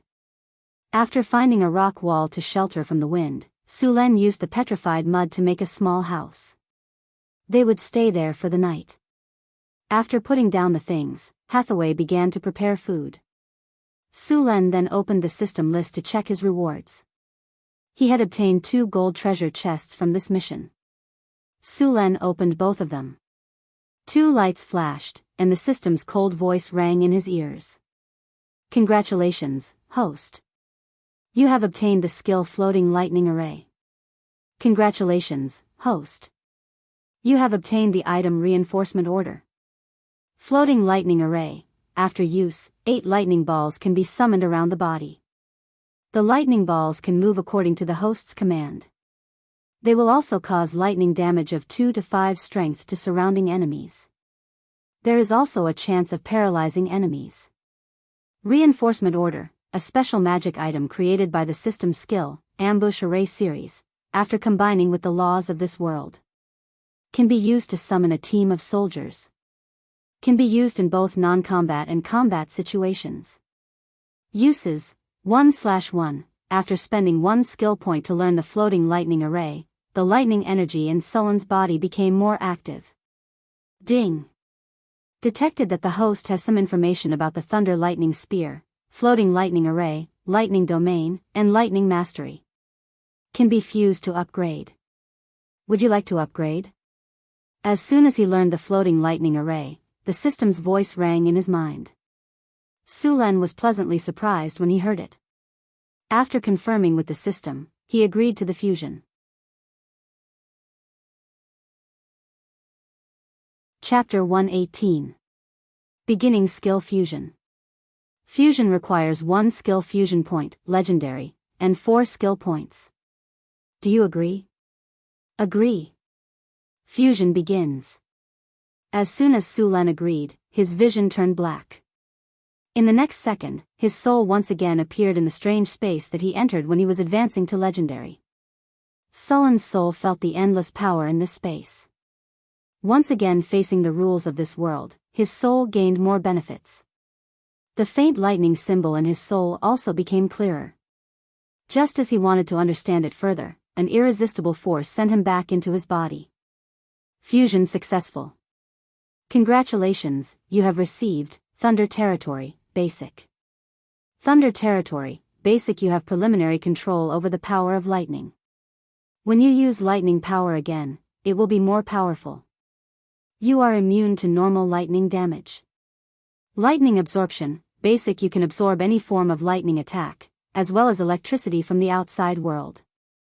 The absorbed lightning power can strengthen your next attack or be converted into your energy. Note, you cannot exceed the absorption limit. Thunder Territory, after consuming a large amount of energy, you can create a world of lightning within 15 meters of yourself. All people or monsters that enter this area will be damaged by lightning. In this territory, your skills and strength will be increased by 100%. At the same time, all of Sullen's lightning skills disappeared. However, he could still use them now. Moreover, the energy consumption was reduced by half, but the power was increased. It could be said that after mastering the Thunder Territory, Su Len could be considered a true legendary. He opened the attribute panel and added the remaining free attribute points to his strength. His strength broke through 40 points and reached 42 points. Name, Su Len, Legendary, Race, Human Level, LV 21, 2685441000. Strength, 42 Agility, 31 Spirit, 26 Vitality, 32 Charm, 20 Command, 73 Characteristics, Talent Valiant, Thunderbolt, Pegasus, Legendary Sturdy, Legendary Tenacity, Calm, Elemental Affinity, High Lightning Affinity, Iron Will, Body Hardening, Beast Face Armor, Skills, Dark Ice Slash, physical healing, life healing, red flame, forbidden magic, mechanical control, stone to mud, morale boost, basic, earth spring sure kill skills, revolving. Cherry, master, heroic, master, torrential rain, advanced, chaotic dance, beginner, weapon proficiency, swordsmanship 160, spearmanship 205, archery 102, throwing 96, horsemanship 145, thunder and lightning domain, basic, omitted, free attribute points, 0, skill points, 0. Sulen opened his eyes, and a bolt of lightning flashed across his eyes. The room didn't change much compared to before. The sky outside was dark, and Hathaway had already made a bonfire. She was humming an unknown tune as she cooked food. She didn't notice anything different about Sulen. A faintly discernible fragrance wafted out from the pot. Grumble. Sulen's stomach grumbled. Hee hee. Hathaway looked at Sulen, who was a little embarrassed. You must be hungry. Wait a moment, we'll be able to eat soon. Hathaway was cooking a type of dry food that Sulen had made before. It was a mixture of potato starch, oil, vegetables, meat, salt, and sugar. It could be eaten directly or boiled in water. It tasted pretty good. At the very least, the barbarians liked it. This was a type of dry food that Sulen had made based on his knowledge from his previous life. However, he had only made a small portion of it. It wasn't that the dry food wasn't good enough, but it was just too expensive to make. The barbarians were all gluttons, and each one could eat more than the other. Sulen had only made it twice before stopping. Other than the barbarians eating most of it, the rest was stored in the Lord's castle's warehouse. Although the dry food tasted pretty good, Sulen didn't want to let himself suffer. He was already a dragon slayer, so it wasn't too much to eat dragon meat. Wait a moment. Let's have a dragon feast today. Sulen took out a piece of Cryopterus tenderloin from his storage space. This part of the meat was tender, nutritious, and tasted the best. First, he used water to wash the blood out. Then, he added some neutralizing agents.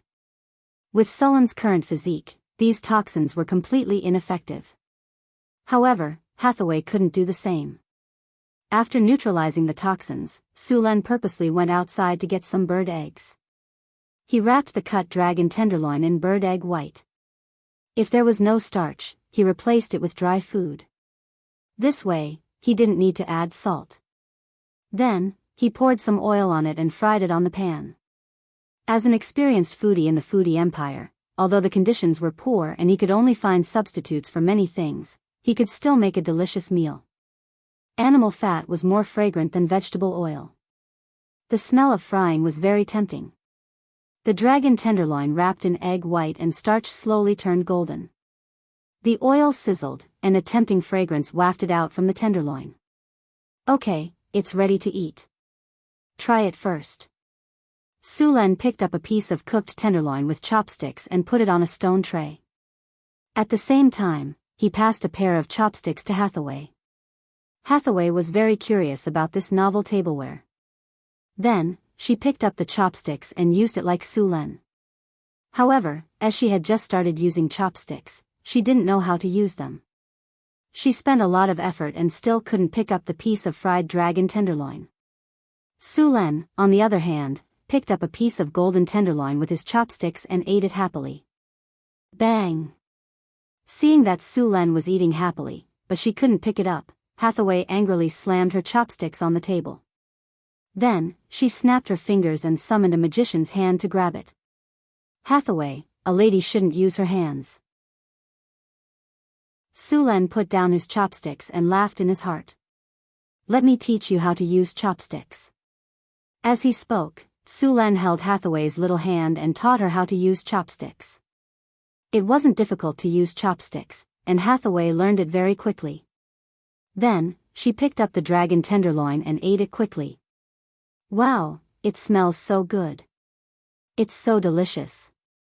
Hathaway's beautiful eyes curved into a pair of crescent moons. Eavesdropping on other people's conversations isn't a good thing, Sulen said to the outside after swallowing a piece of tenderloin. Sorry, I didn't mean to. It's just that the food you guys made is too fragrant. A short man about 1.3 meters tall appeared at the door. Although he wasn't tall, he wasn't a child. He was small and wore a brown shirt with 2 short swords on his waist. He also wore a brown hat and there was some hair on the back of his hands. It was obvious that he was a halfling wanderer.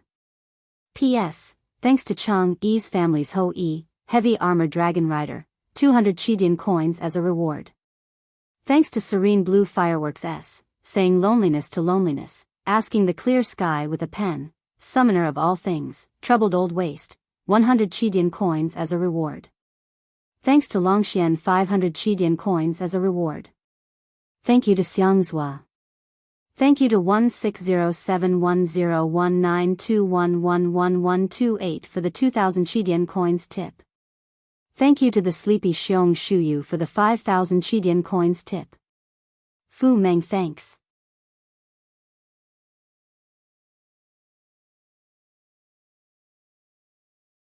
Chapter 120. Halflings were a rare and popular race. They lived in the Shire Mountains in the north. They were not tall, but every halfling was a gourmet. These little fellows were naturally optimistic and loved to travel. Most travelers liked to meet them. A halfling? Sulen raised his eyebrows and said in surprise. Hi. Hello, can you give me some food to try? The halfling waved at Sulen. Hathaway looked at the halfling with a smile. It was her first time seeing this race. In the northern wasteland, any place with lush weeds could hide him. If he did not jump, others would not be able to see him. No wonder they became wanderers. This was their talent. Sulen nodded in agreement. The halfling walked into the stone room as if he was familiar with the place. His footsteps were light and agile. It seemed that he was not weak. He walked lightly to the bonfire and said with a smile, "It is really the blessing of the goddess of luck. I have been walking alone in the northern wasteland for many days. Finally, I can take a rest. Hello, friendly traveler. Hello, honorable witch." The halfling greeted her and then introduced himself. "My name is Frodo Wine Aglas. I am a gourmet who has traveled around the world. I am very happy to meet you here." Hathaway was very curious about the halfling.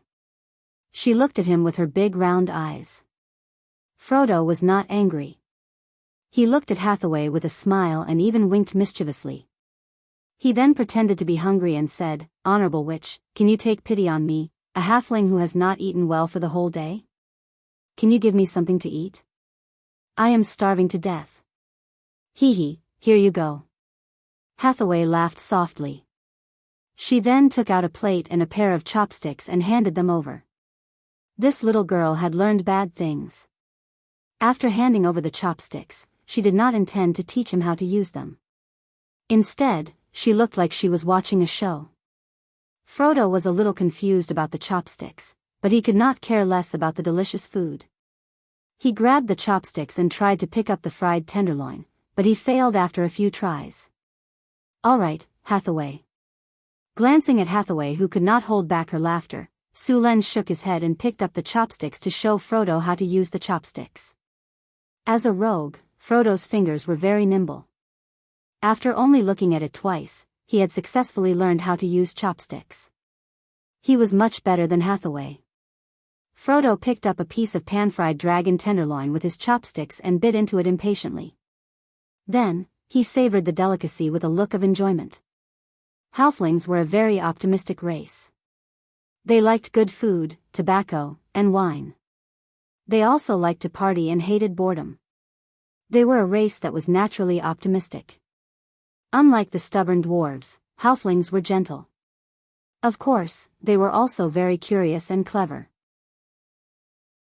They received the favor of many gods and were also a race that respected the gods. They were much more pious than humans.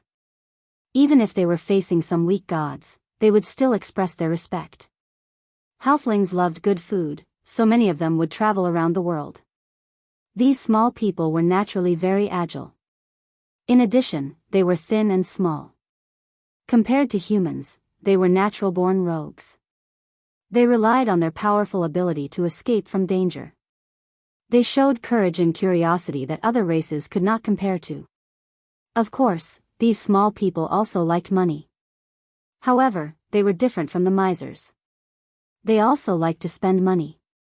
As rogues, these small people often did some petty theft. At the same time, they liked to use their own cleverness to solve problems, such as playing tricks on the hotel bill. In most cases, these small people could easily gain the favor of other races. Of course, even if they encountered bad people, they could easily escape with their agile skills. Halflings were the kind of race that didn't make big mistakes, but had a lot of small habits. They liked good food, tobacco, and wine. They didn't have their own country. In their homeland, these halflings lived in villages. They were protected by the halfling guardian goddess, Yodala. She was an ancient great god with great divine power. The halflings had been living under her protection for countless years. Their strong curiosity often led them to do some suicidal acts. This race often appeared in epics and legends. They were often the good companions of the protagonists in the stories. They were excellent rogues who helped the protagonists to complete their tasks. Basically, every halfling was a chef. It was very popular to have someone who was proficient in scouting, traps, stealing, and cooking in the team. Of course, in addition to these, the halflings also liked to boast. Because they had traveled to many places, these halflings were very knowledgeable. So, it was often seen that some halflings would boast about their experiences to others. Wow, it's so delicious.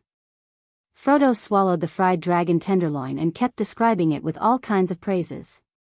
This is the first time I've seen such a cooking method.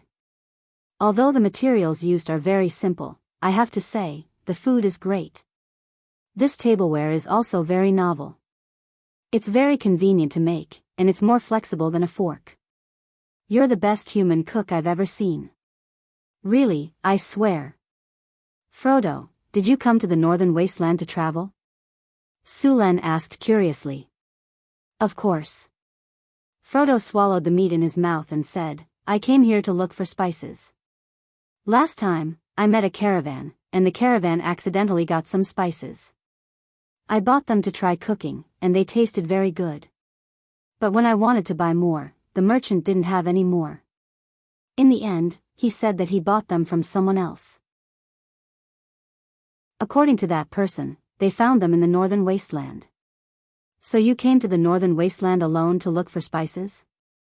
Sulan looked at the halfling speechlessly. Of course. Isn't this delicious spices worth the risk? Frodo said with conviction. Sulan didn't know if other people would do that, but he knew that these halflings would really do that. By the way, what kind of meat are we eating? How come I've never eaten it before? Frodo suddenly asked. You're in luck. This is the tenderloin of Cryopteris. How does it taste? Sulan said with a smile. This is dragon meat? Frodo looked at Sulan in surprise, his face full of disbelief. Sulan shrugged. Of course. Don't you feel the energy in your body? Eating dragon meat can improve your body's quality. It's really dragon meat. Frodo looked at Sulan and Hathaway in surprise. Did you slay a dragon?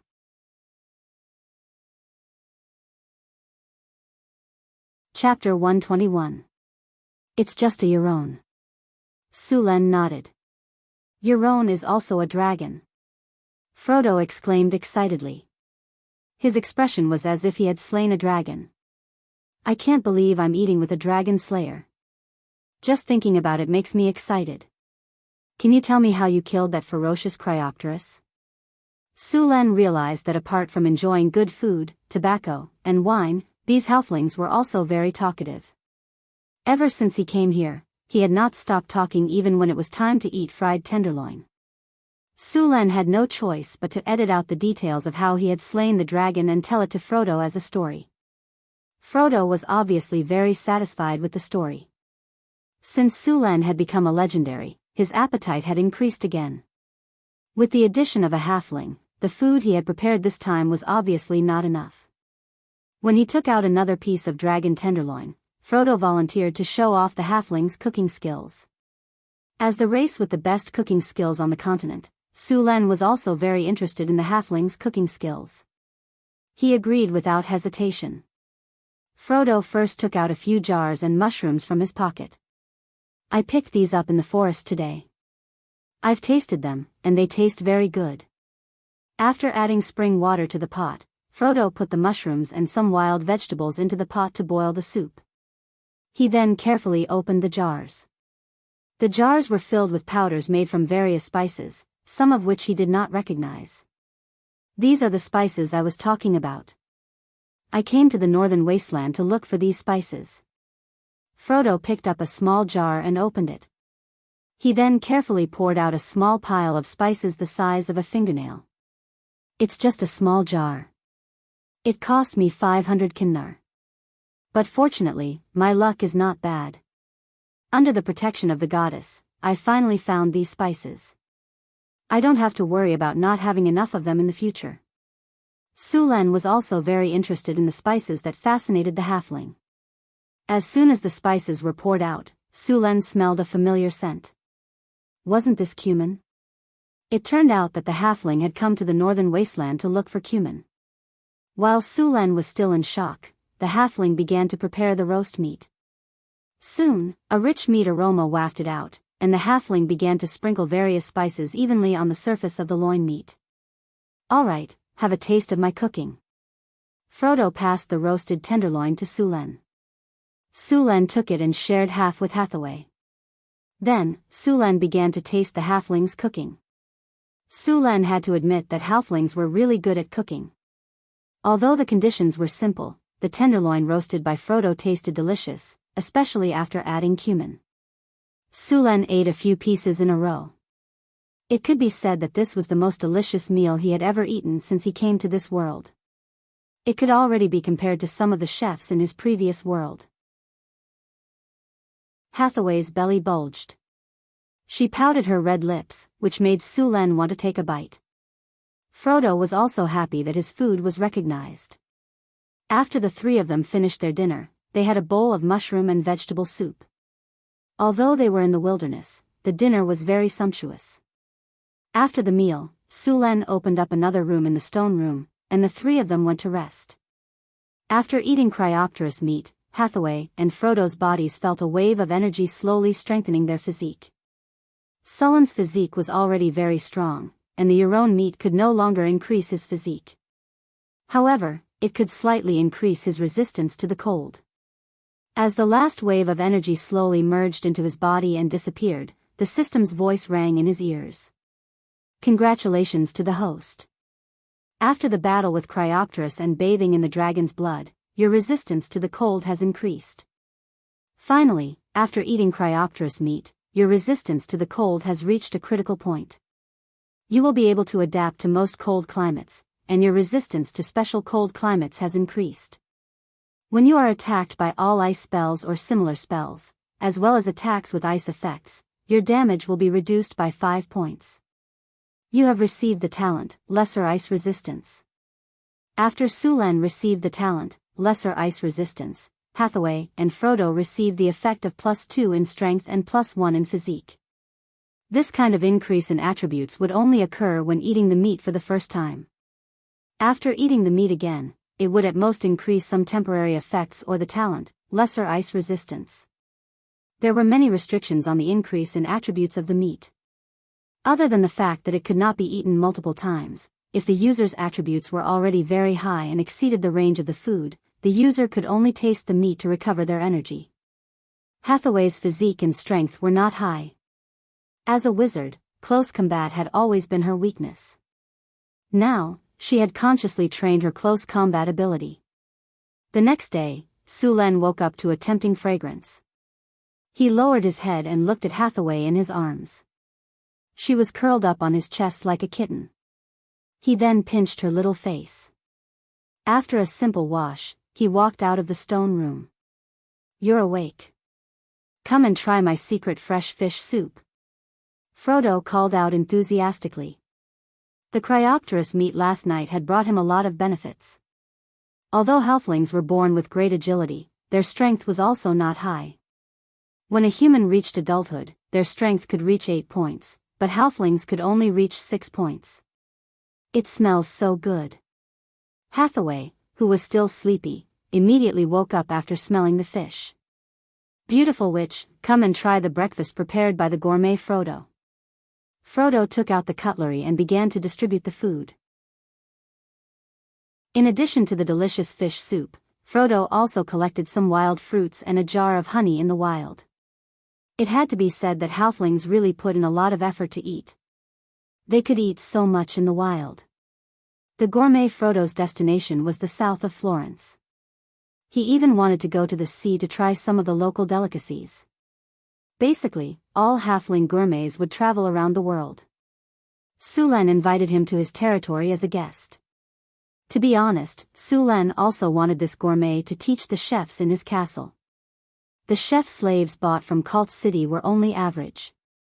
After tasting the cooking skills of the halflings, Sulen suddenly felt that their cooking skills were unacceptable. Frodo immediately accepted Sulen's invitation. After all, it was on the way to Sulen's territory.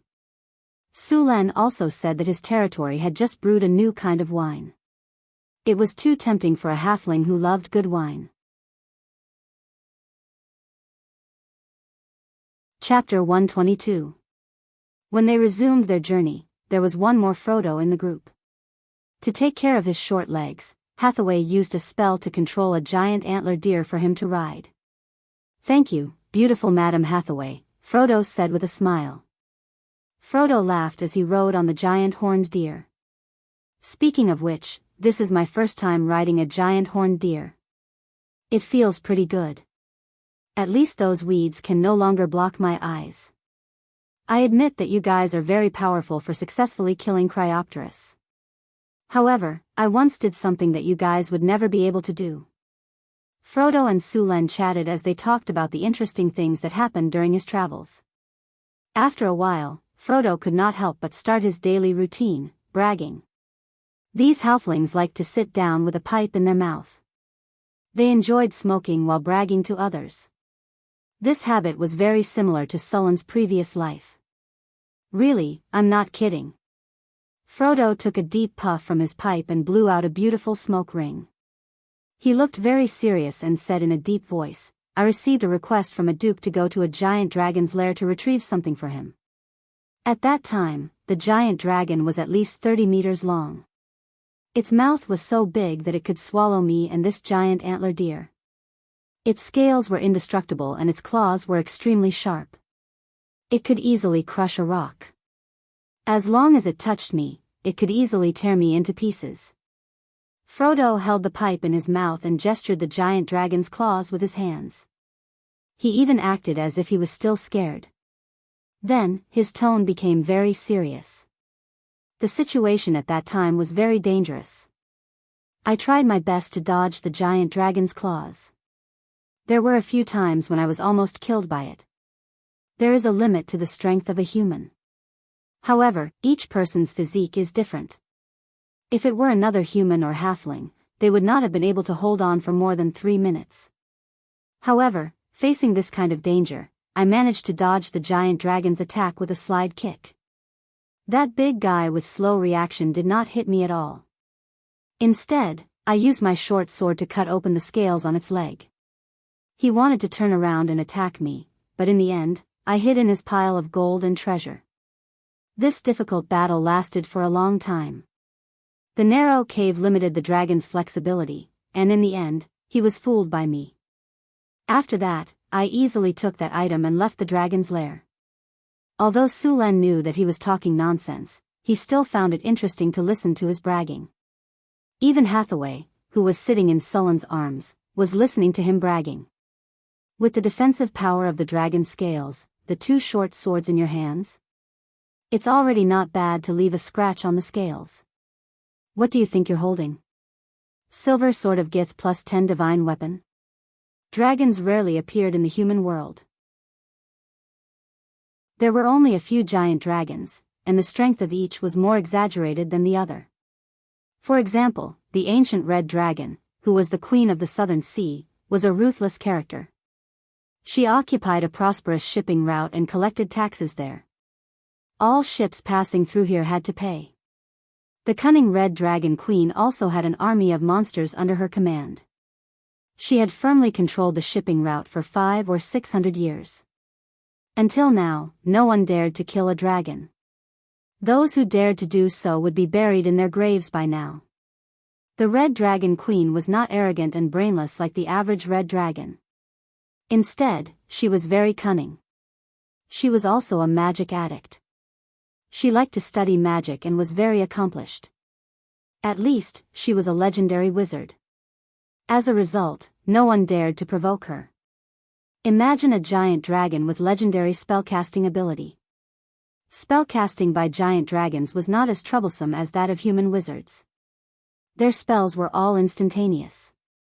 With the explosive power of a giant dragon, even a team of legendary adventurers would not be able to do anything to it. Time stop, maze, great dissociation, and then a wave of attacks. Even a team would be wiped out before they could even attack. Even if they survived this wave of spells, they still had to face a giant beast that was far more powerful than a legendary warrior. The size of a giant dragon gave them a great advantage in close combat. These cunning giant dragons had a variety of spells and were full of magic. They had completely gotten rid of the magic net. With their magic power, it was not a problem for them to wipe out a few legendary adventurers. The giant dragons also had servants and armies. They had all kinds of traps and monsters to surround them. The number of tricks they had was enough to make one's scalp numb. Therefore, those giant dragons that were still alive and kicking were not easy to deal with.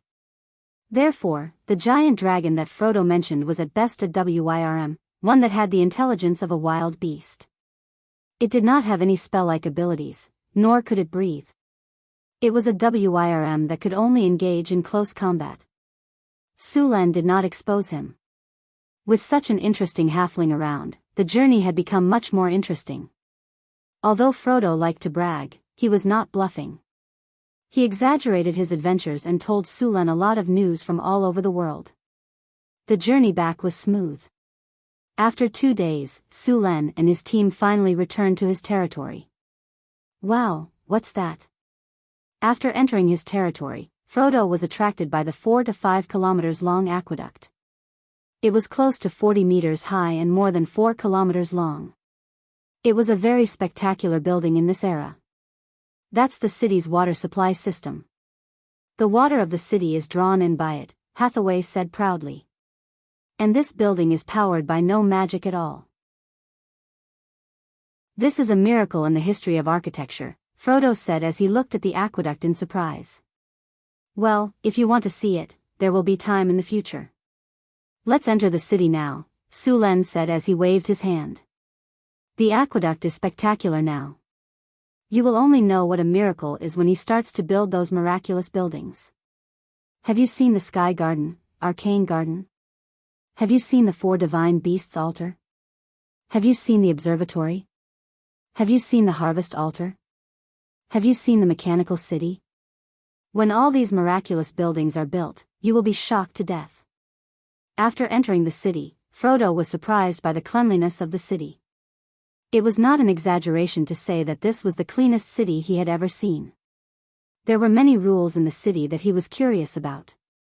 For example, pedestrians and vehicles had to drive on the right side of the road. The streets were all the same height. Sulan returned to the Lord's castle. Chrissy had been waiting for him for a long time. She ordered her subordinates to arrange a place for Frodo to stay. Then she smiled and said, "Oh, so you're back. Why didn't you inform me beforehand? I could have prepared a welcome ceremony. There are a lot of Cryopteris. Get me one tomorrow. I want to be a dragon slayer too, hey." He walked over and slapped her bouncy buttocks. This little girl had not been shot for 2 days. Her tail was sticking up.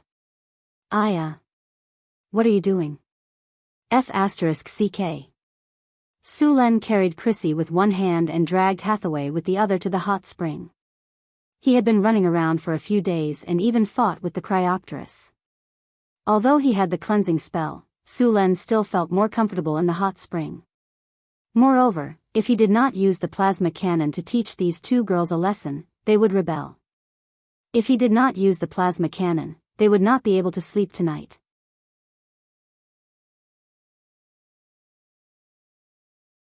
Chapter 123. Sulen stored the Cryopterus meat in the warehouse. The Cryopterus meat could not be stored for a long time, so they were all made into dragon's breast. With the gourmet Frodo around, the taste of the dragon's breast was naturally very good. The 6 Cryopterus had a total of about 5 tons of meat and some internal organs. The internal organs had been preserved and given to Hathaway to process. These organs could be used to make magic potions. After the 5 tons of dragon meat were all made, there were about 2 tons of dragon's breast. Sulen gave some to Frodo as a gift. Of course, Frodo also gave some of the various spices he had collected to Sulen as a return gift. In this era, spices were not cheap. Although it was not as expensive as a kinnar for a few grains of pepper, it was still very expensive. For example, the cheapest pepper cost 500 kinnar per kilogram. Sulen had to buy spices from the caravans that came to trade every month. Now that he had these spices, Sulen planned to grow some in his territory. The spices trade had always been the most important trade in the southern seas. Many spices were produced on the islands in the southern seas.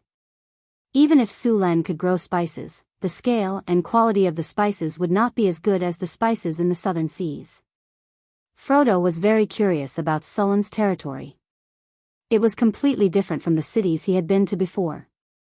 It was too clean and tidy. He did not understand why Sulen spent so much effort and money on this place. Another thing that piqued his interest was the delicacies here. The rum tasted very good, and Frodo fell in love with it immediately. Other than the rum, there was also the way the food was cooked. On the continent, boiling, frying, and so on were the most popular methods. However, when he came here, he realized that they were actually stir-frying. The stir-frying method was indeed different. First, it required a special wok. Then, it would be fried with oil. The taste was indeed very delicious. Frodo had been going to the kitchen every day, and Sulen did not stop him. He wanted the gourmet to visit more often. Every time he went there, Frodo would cook a sumptuous and delicious meal, which was much better than what Sulen and the other chefs could cook. Moreover, following Frodo's cooking, the chef's cooking skills had also improved. Sulen even wanted Frodo to train several qualified chefs for him. Other than stir-frying, Frodo also liked eating ice cream. After trying the ice cream that was made with cream, honey, white sugar, and fruits, he instantly fell in love with it. He asked Sulen to learn how to make ice cream. In order to learn how to make ice cream, Frodo signed a lot of contracts. For example, he would help to plant spices, teach the chefs how to cook, and make a delicious meal every day. Sulen hung the head of a Cryopterus on the city wall of his territory. The ogre wizard accompanied the head. Those who were worried about the Cryopterus attack and wanted to escape immediately gave up the idea after seeing the head of the Cryopterus. A lord who could slay dragons was very rare in the human world. Sulen's reputation in his territory increased tremendously. If one opened the system's interface, they would find that the number of people who had fallen to 50 due to the arrival of the refugees and the pterosaurs had increased to 87 in just one day, and it was still increasing. The 6 Cryopterus obtained quite a lot of dragon skins. Although a lot of them were damaged in the battle, there was still a lot left. A pterosaur with a wingspan of 12 meters was even bigger than a raging wind tiger's. However, not all dragon skins were suitable for making leather armor.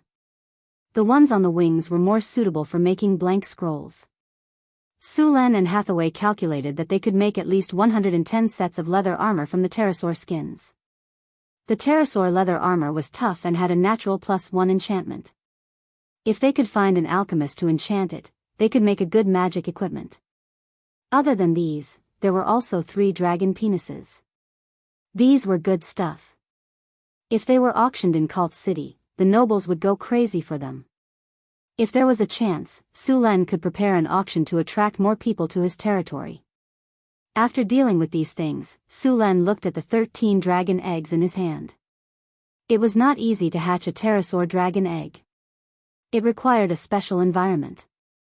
Just like how red dragons needed a rich fire element to hatch, these Cryopteris needed an environment rich in ice element to hatch.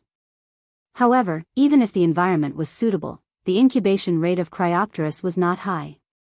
In fact, the incubation rate of giant dragons was not high. Under normal circumstances, it would be good to have a 50% incubation rate. If Su Len wanted to hatch these dragon eggs, he would need to prepare a professional incubation room. Luckily, Hathaway knew how to build an incubation room to hatch pterosaurs. After all, dragons were powerful creatures. Many wizards were studying their secrets. There was a time when many dragon apprentices appeared among the wizards. These dragon apprentices were different from normal sorcerers. Their physical attributes were off the charts. It was said that there was a legendary dragon apprentice whose body was even stronger than a legendary warrior. Although their spells were not as powerful as wizards, they were still very strong. Pterosaur dragon eggs could not be stored for long. If they were placed in a normal environment, the incubation rate of the pterosaur dragon egg would be reduced. The second day after Su Len returned to his territory, he began to build an incubation room with Hathaway. The incubation room had to be clean and tidy. It was best to build an elemental pool in the room. Abundant elemental energy was very helpful for the hatching of dragons. Of course, this was something only the great wizards could do. Building an elemental pool was not as simple as digging a puddle. The elemental pool gathered liquefied elemental energy. In order to reach this level in the main material world, one had to connect the 4 major elemental planes. This step alone could only be done by a great wizard. Of course, one also needed to have the coordinates of the 4 major elemental planes. At the same time, one also needed to be on guard against the elemental creatures that might come and cause trouble when the channel was connected. The elemental pool was also the essence of a wizard tower. Only a wizard tower with an elemental pool could be considered a real wizard tower. Without an elemental pool, no matter how tall and grand the tower was, it would still be an ordinary building. It was meaningless to a wizard. Therefore, only wizards above the level of a great wizard could have their own wizard tower. It was very difficult to build an elemental pool. At least, from the various materials that Hathaway reported, Su Len could not afford them.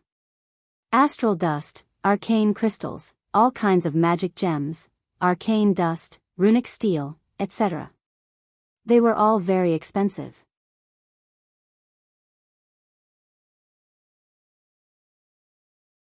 Chapter 124. It was impossible to build an elemental pool right now, unless Hathaway advanced to the level of a great wizard. However, the incubation room still needed to be built. High-quality incubation rooms had high-quality incubation rooms, and low-quality incubation rooms had low-quality incubation rooms. There were not many requirements for the main building of the incubation room. Su Len had built it in no time. Without an elemental pool, Hathaway was going to build a rune circle to gather the surrounding elemental energy. Elemental energy was widespread in the main material world, but except for a few places, most places did not have a high concentration of elemental energy. These elemental energies usually wandered around. Wizards had discovered runes that could gather elemental energy, and they would use these runes to form a rune circle to gather the wandering elemental energy. More advanced runes could even connect with the energy of the earth veins and transform an area into an elemental active area. It was said that only the most powerful wizard organizations could do this, and those organizations would also use this technology to cultivate all kinds of magical plants. The incubation room built by Su Len had an area of 150 square meters.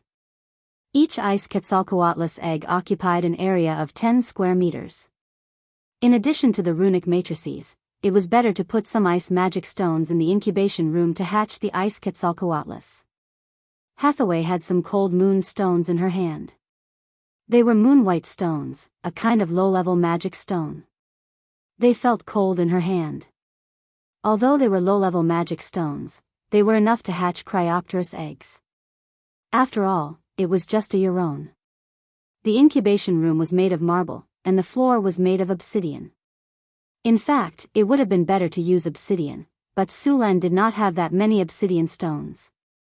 Hathaway summoned the wizard's hand and used a special rune carving knife to carve a rune circle on the obsidian. She spent the whole morning carving hundreds of runes in the room. Then she used the blood of the ice Quetzalcoatlus and some other magic materials to make rune ink. She blended the rune ink with the engraved runes, and the rune circle was completed. Activate it and test its effect. Hathaway snapped her fingers and stored all the raw materials before activating the runic matrix.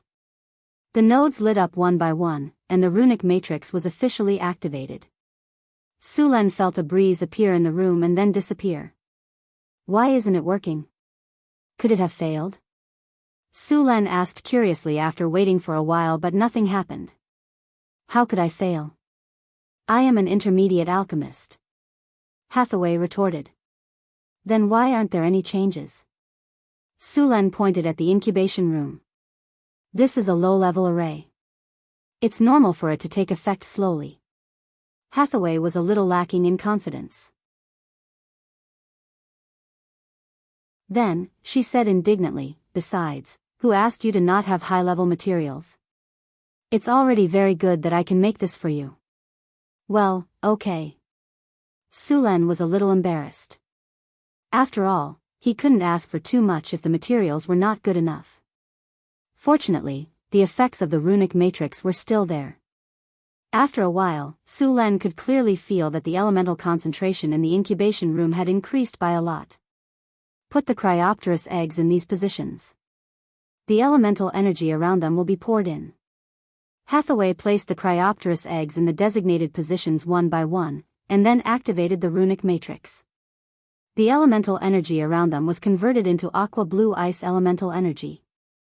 Then, it was guided out through the runic matrix.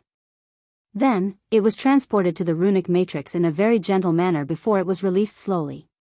Outside, countless aqua-blue light spots floated up and merged with the Cryopterus eggs. That's it? Sulan was a little disappointed. Even a 50-cent special effect would be better than this. Okay, as long as the runic matrix is activated, these Cryopterus eggs will slowly hatch, Hathaway said with a relaxed expression. Are you ready for the taming technique? Sulan asked. The main reason why it was difficult to tame dragons was because of their inherited memories. Although Cryopterus was only a Euron, it also had inherited memories. It was just that it was much less than a real dragon. Don't worry, I have already engraved the taming matrix in the runic matrix. When they hatch, the taming will be complete. Hathaway said with a smile. But you have to give me one of these hatched pterosaurs. I want to be a tool. Don't worry, I will definitely give you one. Sulan rubbed Hathaway's head. Ding, the construction of the incubation room is completed. Territory taming has been enhanced. Incubation room, incubates magical beast eggs and increases the incubation rate. There is also a 1% chance that the hatched creature will mutate. Energy gathering +3, incubation effect +3, taming success +10, mutation +1. Incubation status, incubating. Type, Cryopterus. Number, 13. Estimated incubation time, 46 days. Looking at the incubation room's attributes, Sulan was a little surprised. He didn't expect this building to be recognized by the system.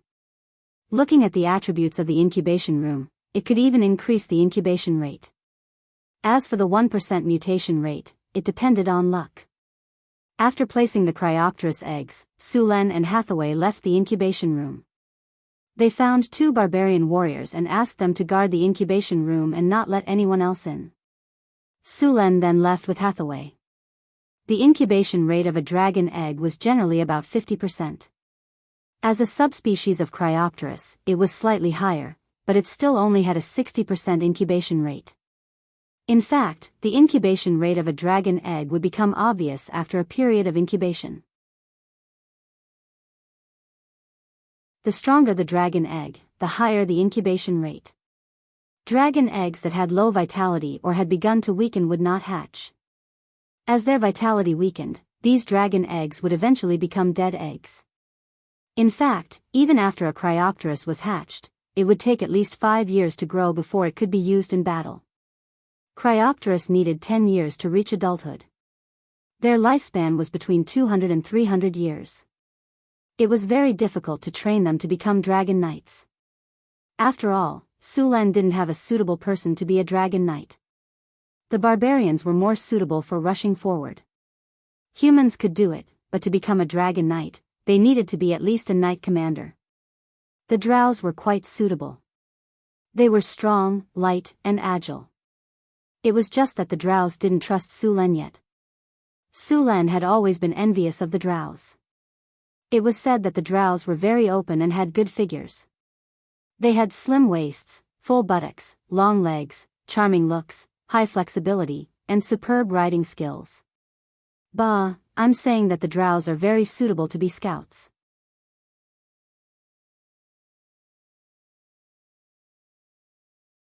Chapter 125. Sulan was playing with an exquisite token. There was only a relief of a soldier on the token. The back of the token was smooth and there was nothing on it. This token was the reinforcement order that he had obtained from the golden treasure chest. According to the system, this token could summon a troop of soldiers. Sulan was a little hesitant. He was not sure what kind of soldiers the system would summon. Forget it, I'll just summon them and see. Sulan threw the token up and put it into his pocket. He then rode his horse and left the town. Without bringing anyone, Sulan left the territory alone and found an empty wilderness. Sulan took out the reinforcement order and hesitated for a while before choosing to use it. A light flashed and the reinforcement order disappeared. Then, a system notification rang in his ears. Ding! The host has used the reinforcement order. A troop of soldiers is about to arrive. Just when Sulan was puzzled, a portal opened in midair. Then, a troop of soldiers walked out of the portal. These soldiers were wearing armor and holding weapons. There were about 40 of them. Half of them were spearmen and the other half were archers.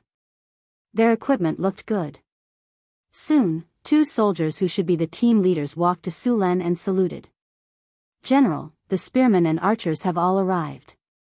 Sulan was a little surprised to see these soldiers in front of him. Although they looked like ordinary people, they were completely different creatures in the system interface. Otherworld creature, war spirit, otherworld warriors summoned by magic. They do not have a physical body. Only when the summoning is successful will they automatically transform into something you are familiar with. They are loyal mercenaries. After death, they will return to the otherworld and wait for the next summoning.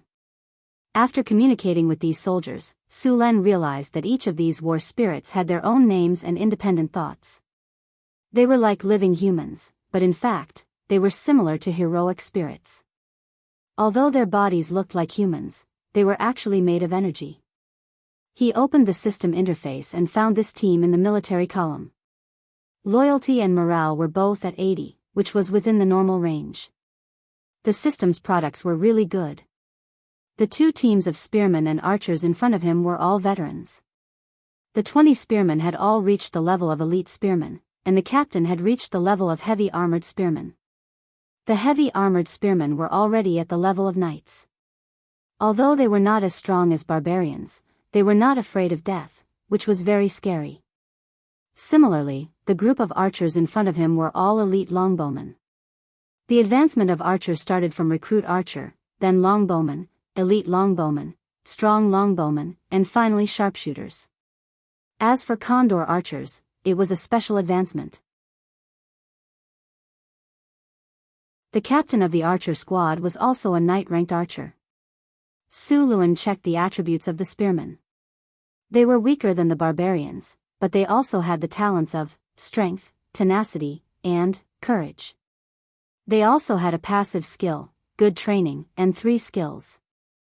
Good training, long-term strict training allows them to familiarize themselves with various military skills. Even if they encounter a surprise attack, they can form a suitable military formation in the shortest time possible.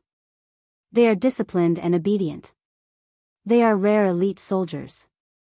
Courage. After strict training, the spearmen dare to face any military formation. Will +2. Spear formation. Spear formation, basic skill of the spearman. After strict training, the spearman will form a dense defensive spear formation. Stab. Stab, increase attack speed by 50%. Stab with a weapon in an instant. Armor break +2 effect. There is a certain chance of piercing. Spear assault. Spear assault, elite spearmen form a cone formation to perform a rapid assault. Movement speed increased by 50%. Attack power increased by 50%. Armor break +3 and piercing effect. After the assault, they will enter a weakened state. All attributes reduced by 20%. Spear assault made Sullen's eyes light up. This skill was completely used to deal with large-scale battles. The more the number, the more destructive it would be. When two armies suddenly used it in a battle, it could directly break through the enemy's defense line. Of course, the weakness of this skill was obvious. If the enemy had a large number of archers, they would suffer heavy losses. However, Sulen did not care. After all, there were definitely many types of soldiers on the battlefield. It was rare for a single type of soldier to appear. The attributes of the archers were not weak. These archers looked strong and muscular. Their arms, especially, were obviously thicker than the spearmen. Because they often used the bow, their arms were very strong. Archers were not weak in close combat. In fact, they were not weaker than ordinary soldiers except for not wearing armor. There were many cases of the English longbowman in his previous life. The French soldiers wore heavy armor and risked their lives to rush through the rain of arrows of the English longbowmen. It was not easy to get close to them. They imagined that they could kill these longbowmen like cutting vegetables. In the end, because of the heavy armor, the long-distance running caused their physical strength to be exhausted. Instead, they were defeated by the archers in close combat. These archers had the talents of strength, dexterity, and accuracy. Dexterity, body is flexible. Attack speed increases by 20%. Dexterity +2. Accuracy, accuracy increases by 20%. They also had the passive skill of good training. The skills of the archers were also good. 3 skills, volley, continuous shot, and long shot. Volley. After strict training, the archers are able to form a dense formation and launch a rain of arrows at an area. Rapid fire. After arduous training, these archers have become very proficient in their skills. They can fire 3 arrows consecutively in a short period of time, causing a large area of damage with arrows. Armor break +1, long shot, attack range increases by 20%. Attack speed decreases by 50%. Arrows are powerful. Armor break +2, in fact, the value of the archers among these soldiers was higher than that of the spearmen. A spearman's training time was short and it was easy to become a fighting force. Archers were different. In addition to physical fitness, they also needed some talent and skills. Therefore, the price of archers' training was higher. After the group of soldiers in front of him joined Sullen's camp, Sulen had to pay them a salary. If the salary was delayed, their morale would drop. At the same time, their loyalty would also decrease. Once the loyalty fell below 60, these soldiers could defect at any time. The cost of maintaining these soldiers was not low. A spearman needed 3 kinner a month, and an archer needed 4 kinner a month. In addition to these, there were also various logistical supplies such as food and equipment. A group of 40 people would need to spend thousands of kinner a year. However, compared to their combat power, it was all worth it. Sulen brought these soldiers back to the territory. As for the origin of these soldiers, he only said that they were here to seek refuge. It did not matter whether others believed it or not. After all, this was Sullen's territory. He had the final say. These soldiers were arranged to stay in the barracks. Sulen had already ordered people to build new homes for them. Sulen had already treated these soldiers as humans and not the cold numbers of the system. After all, other than Su Len, no one knew that they were summoned by the system.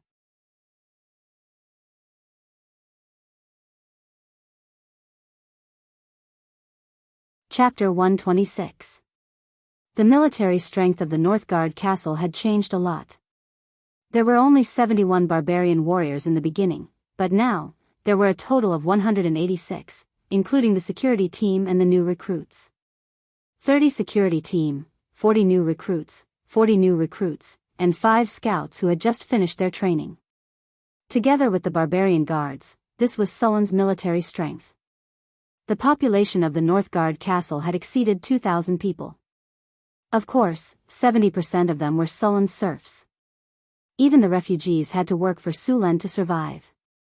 Because of the trade, there would be a few caravans coming to the Northgard castle every month. The sugar from the Northgard castle was very popular in the northern provinces. Because of the sugar, the high-quality rum had successfully opened up a market among the nobles. It had been almost 4 months since Su Len came to the Northgard castle. This small town deep in the northern wastelands had gained some fame among the nobles. As long as nothing unexpected happened, Su Len would become a real landed noble. By then, many nobles would come to curry favor with him. After all, a rising landed noble could enfeoff a large number of low-ranked nobles. Su Len had never thought of accepting those nobles' allegiance. Those nobles would surely fail. He had no intention of enfeoffing them. He was busy harvesting food now. It had been more than 3 months since the first piece of farmland had been cultivated. The first batch of potatoes had matured after about 100 days. The remaining potatoes would also mature in the next half a month. As long as there was a good harvest of potatoes this year, Sullen's territory would not suffer from a famine even if they stopped planting potatoes in the next few years. Of course, from next year onwards, Su Len would reduce the number of potatoes planted and switch to wheat and other crops. After all, he did not want to keep eating potatoes, noodles, steamed buns, and scallion pancakes. Weren't they delicious? Why would he eat potatoes when he had the money? He planned to slowly try all the different delicacies from his previous life. The first batch of land cultivated in the Northgard castle was a good paddy field. The soil was quite fertile. Although there was no fertilizer, the yield of potatoes was still quite good. Arriving at the first batch of potato fields, Su Len randomly selected a few pieces of farmland, and then let the serfs begin to harvest the grain. "Monsignor, I've arranged for people to take care of the land you've allocated." A servant came to Sullen's side and said. Su Len looked around and found that the serfs were ready. He nodded and said, "Let's start." "Begin." A soldier with a loud voice shouted from the side. Along with his order, the serfs in the specially selected fields began to harvest potatoes with various tools. The soft soil was turned over. He grabbed the vine and pulled it out forcefully. Strings of potatoes were pulled out from the soil. After shaking off the soil, the potatoes, which were at least the size of a fist, were arranged into a string. It looked very pleasing, and a string of potatoes weighed a few kilograms. The vines of the potatoes were removed, and the fruits were thrown into the bamboo basket at the side. The potatoes in each plot of land were placed together to be weighed. This was done to maximize the estimation of the yield per mu of land. Although there were still errors, the difference was not big. Through this, the yield of potatoes this year could be roughly estimated. 1 mu of land was not big, and these serfs were very fast. They all wanted to leave a good impression in front of Su Len.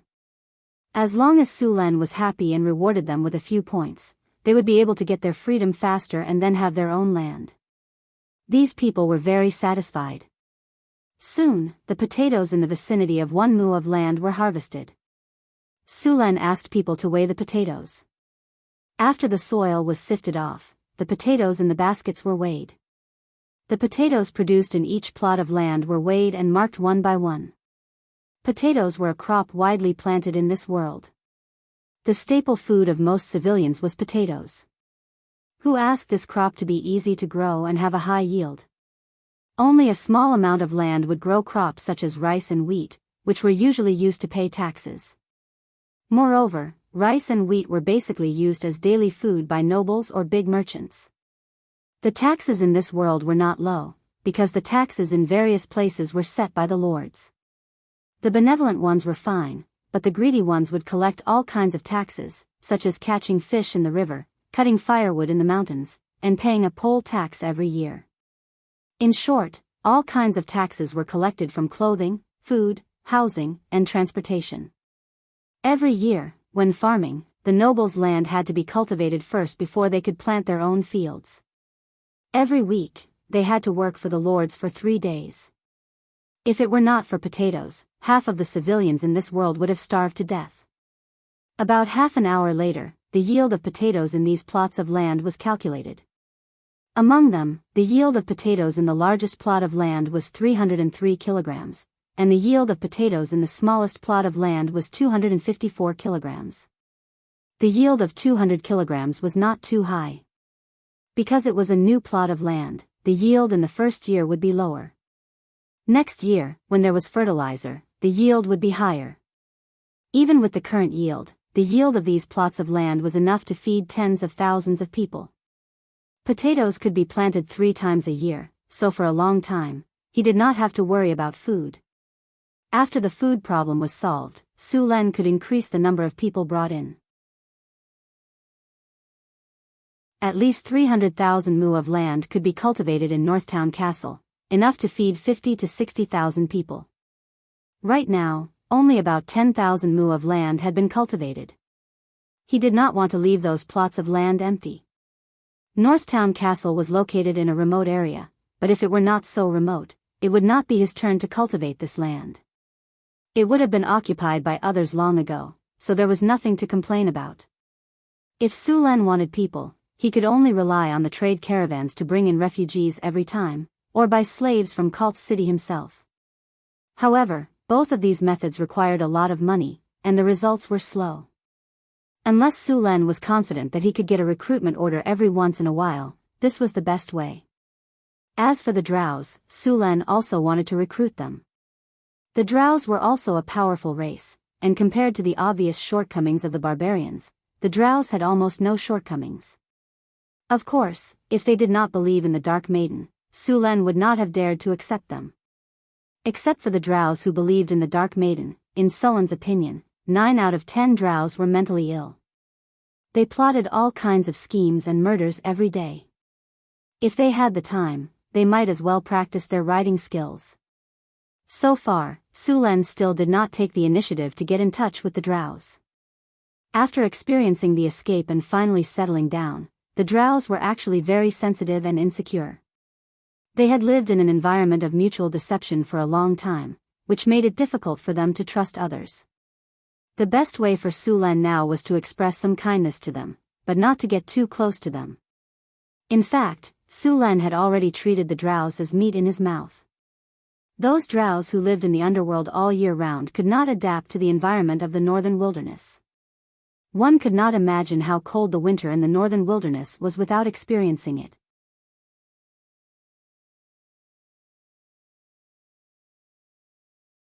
Chapter 127. Frodo the Halfling was very happy during this period of time. Not only did he find the spices in the wilderness, but he also learned a new way of cooking, stir-frying. This new way of cooking surprised Frodo. During this period of time, he made many delicious dishes under the guidance of Su Len. He was now very confident that he would be able to participate in the King of Chefs tournament and win the championship when he returned to the Shire. At the same time, he was also very curious about Sullen's cooking. After all, these dishes were all Sullen's suggestions. Ice cream, red braised pork, stir-fried pork, mushroom stir-fried pork, cumin mutton, and many other dishes were all suggested by him. Frodo almost wanted to take apart Sullen's brain to see how many strange ideas were hidden in it. For example, just now, Su Len told him how to make a snack called potato chips. Frodo had already tried to make it according to Sullen's description. The reason why Su Len made potato chips was because there were too many potatoes. He could not eat mashed potatoes every day, so making some snacks was a good idea. The process of making potato chips was not difficult. All he had to do was to cut the potato chips into thin slices and fry them in a pot of oil until golden brown. When he took them out of the pot, he just had to sprinkle some spices on them. The only difficult part was cutting the potato chips. However, this was just a basic operation for a rogue who could play with his dagger. The last time they had a hot pot, Frodo had demonstrated how to slice mutton. He had sliced a large piece of mutton into slices as thin as a cicada's wing in no time. His knife skills were even better than those of the butcher from East Lai Shun in his previous life. Soon, the fragrant potato chips were ready. Sulen tasted one. It was crispy and delicious. It was not much different from the ones he had eaten in his previous life. Hathaway and Chris liked it even more. From today onwards, other than ice cream, they also added potato chips to their snacks. Hey, Sulen, your territory has a good harvest. Do you want to hold a harvest festival or some other celebration? I think it would be great to hold a fishing competition. Frodo suggested while munching on potato chips. Harvest festival and celebration? What does it do? Sulen was puzzled. Festivals can make the residents of the territory feel happy and increase their sense of belonging to the territory, Frodo said with a smile. All right, I agree. Sulen thought for a while. Organizing a festival in his territory would cost a lot, but just like what Frodo had said, it could increase the sense of belonging of the residents in his territory. In other words, it could increase the morale of the people. After this period of migration, the people's sentiment in Sulen's territory had declined. After all, no matter how good Sulen's treatment was, many of them were still slaves. Although killing the pterosaur had increased the sentiment and stability of the territory by 10 points, it was still around 80 points. You agreed? That's great. Frodo said excitedly. Basically, all halflings loved all kinds of celebrations. I think we can hold a gourmet food competition and a fishing competition. To be honest, in my hometown, the Shire, I have won both the gourmet food competition and fishing competition. This is the first time in hundreds of years that someone has won both the gourmet food competition and fishing competition. Sulen did not believe Frodo's boasting about winning both the gourmet food competition and fishing competition because many halflings would boast like that. However, most of them boasted about winning the fishing competition or the gourmet food competition. It was very rare for someone to win both the gourmet food competition and fishing competition. However, Frodo now had the trump card of cooking. Perhaps he really had the chance to win both the gourmet food competition. As for the champion of the whole Shire, it was not certain. The Shire was a gathering place for villages. Every village would hold such competitions, but there was no unified large-scale competition. Therefore, the champion that Frodo mentioned was most likely the village that won the first place. A gourmet food competition and a fishing competition? I think it's okay, but add an archery competition and a martial arts competition, Sulen said after thinking for a while. Since he had decided to hold a festival, he might as well make it bigger. An archery competition and a martial arts competition? Frodo shrugged. He was not very good at these two competitions, but it should be very lively. That was enough for him. The fishing competition was soon held. There were not many people participating in the fishing competition. Most people went to participate in the martial arts and archery competition. Especially the barbarians, they all signed up for the martial arts competition, while the archers signed up for the archery competition.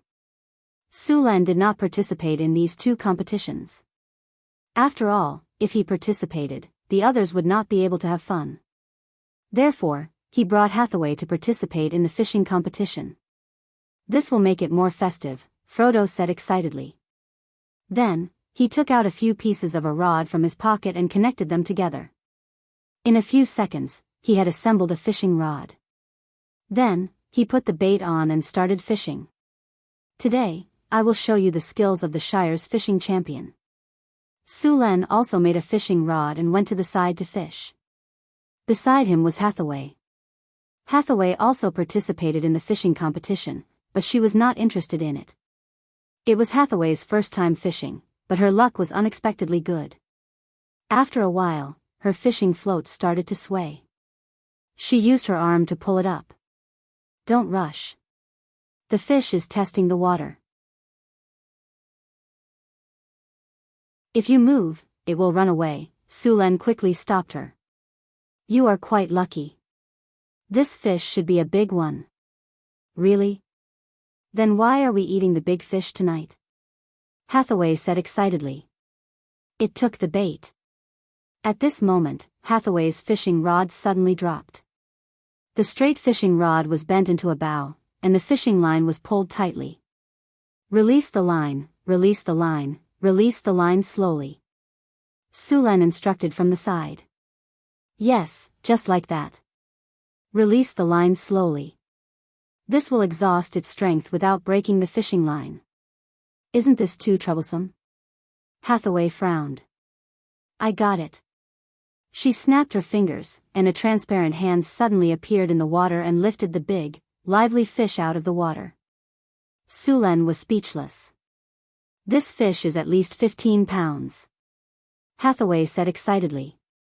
Sulen said, the fun of fishing is to wrestle with the fish. You rely on a thin fishing line and use superb skills to catch them successfully. Only then will you be satisfied. You are not very flexible when fishing like this. Hathaway did not hear Sulen at all. She threw the fish into the bucket and continued fishing. However, her luck seemed to be off the charts today. Within a few minutes, the second fish took the bait. Sulen did not catch a single fish. Similarly, the boastful Frodo also did not catch a single fish. Next, fishing became a personal show for Hathaway. The third, fourth, and fifth fish were caught one after another. Frodo finally could not sit still. He threw down the fishing rod, picked up a harpoon, and jumped into the water with a splash. Soon, a figure came out of the river with the harpoon in his hand raised high. There was a fish that weighed about 5 kilograms on it. He smiled happily and said, I caught one too. This is a fishing competition, not a harpoon. Sulen rolled his eyes. You are cheating. You are disqualified. In the end, Hathaway won the competition. The prize was 3 plasma cannons. The other competitions also decided the winners. As expected, Johnson won the combat competition. The archer team leader won the archery competition. At night, the territory held a banquet. The entire Northgard castle became very lively. Sulen also heard the system notification. Ding! Congratulations to the host. You have successfully held a harvest festival. The people are very satisfied with this festival. Popular sentiment +10. Congratulations to the host. You have activated the festival system. The current festival is Harvest Festival. Having a festival can make the people in your territory peaceful and prosperous. Harvest Festival, a grand festival can bring happiness and a sense of belonging to the people. Popular sentiment +10, prosperity +5. You're tuning into the Romantic Tales YouTube channel. Don't forget to subscribe and join us on this journey to catch the most captivating stories.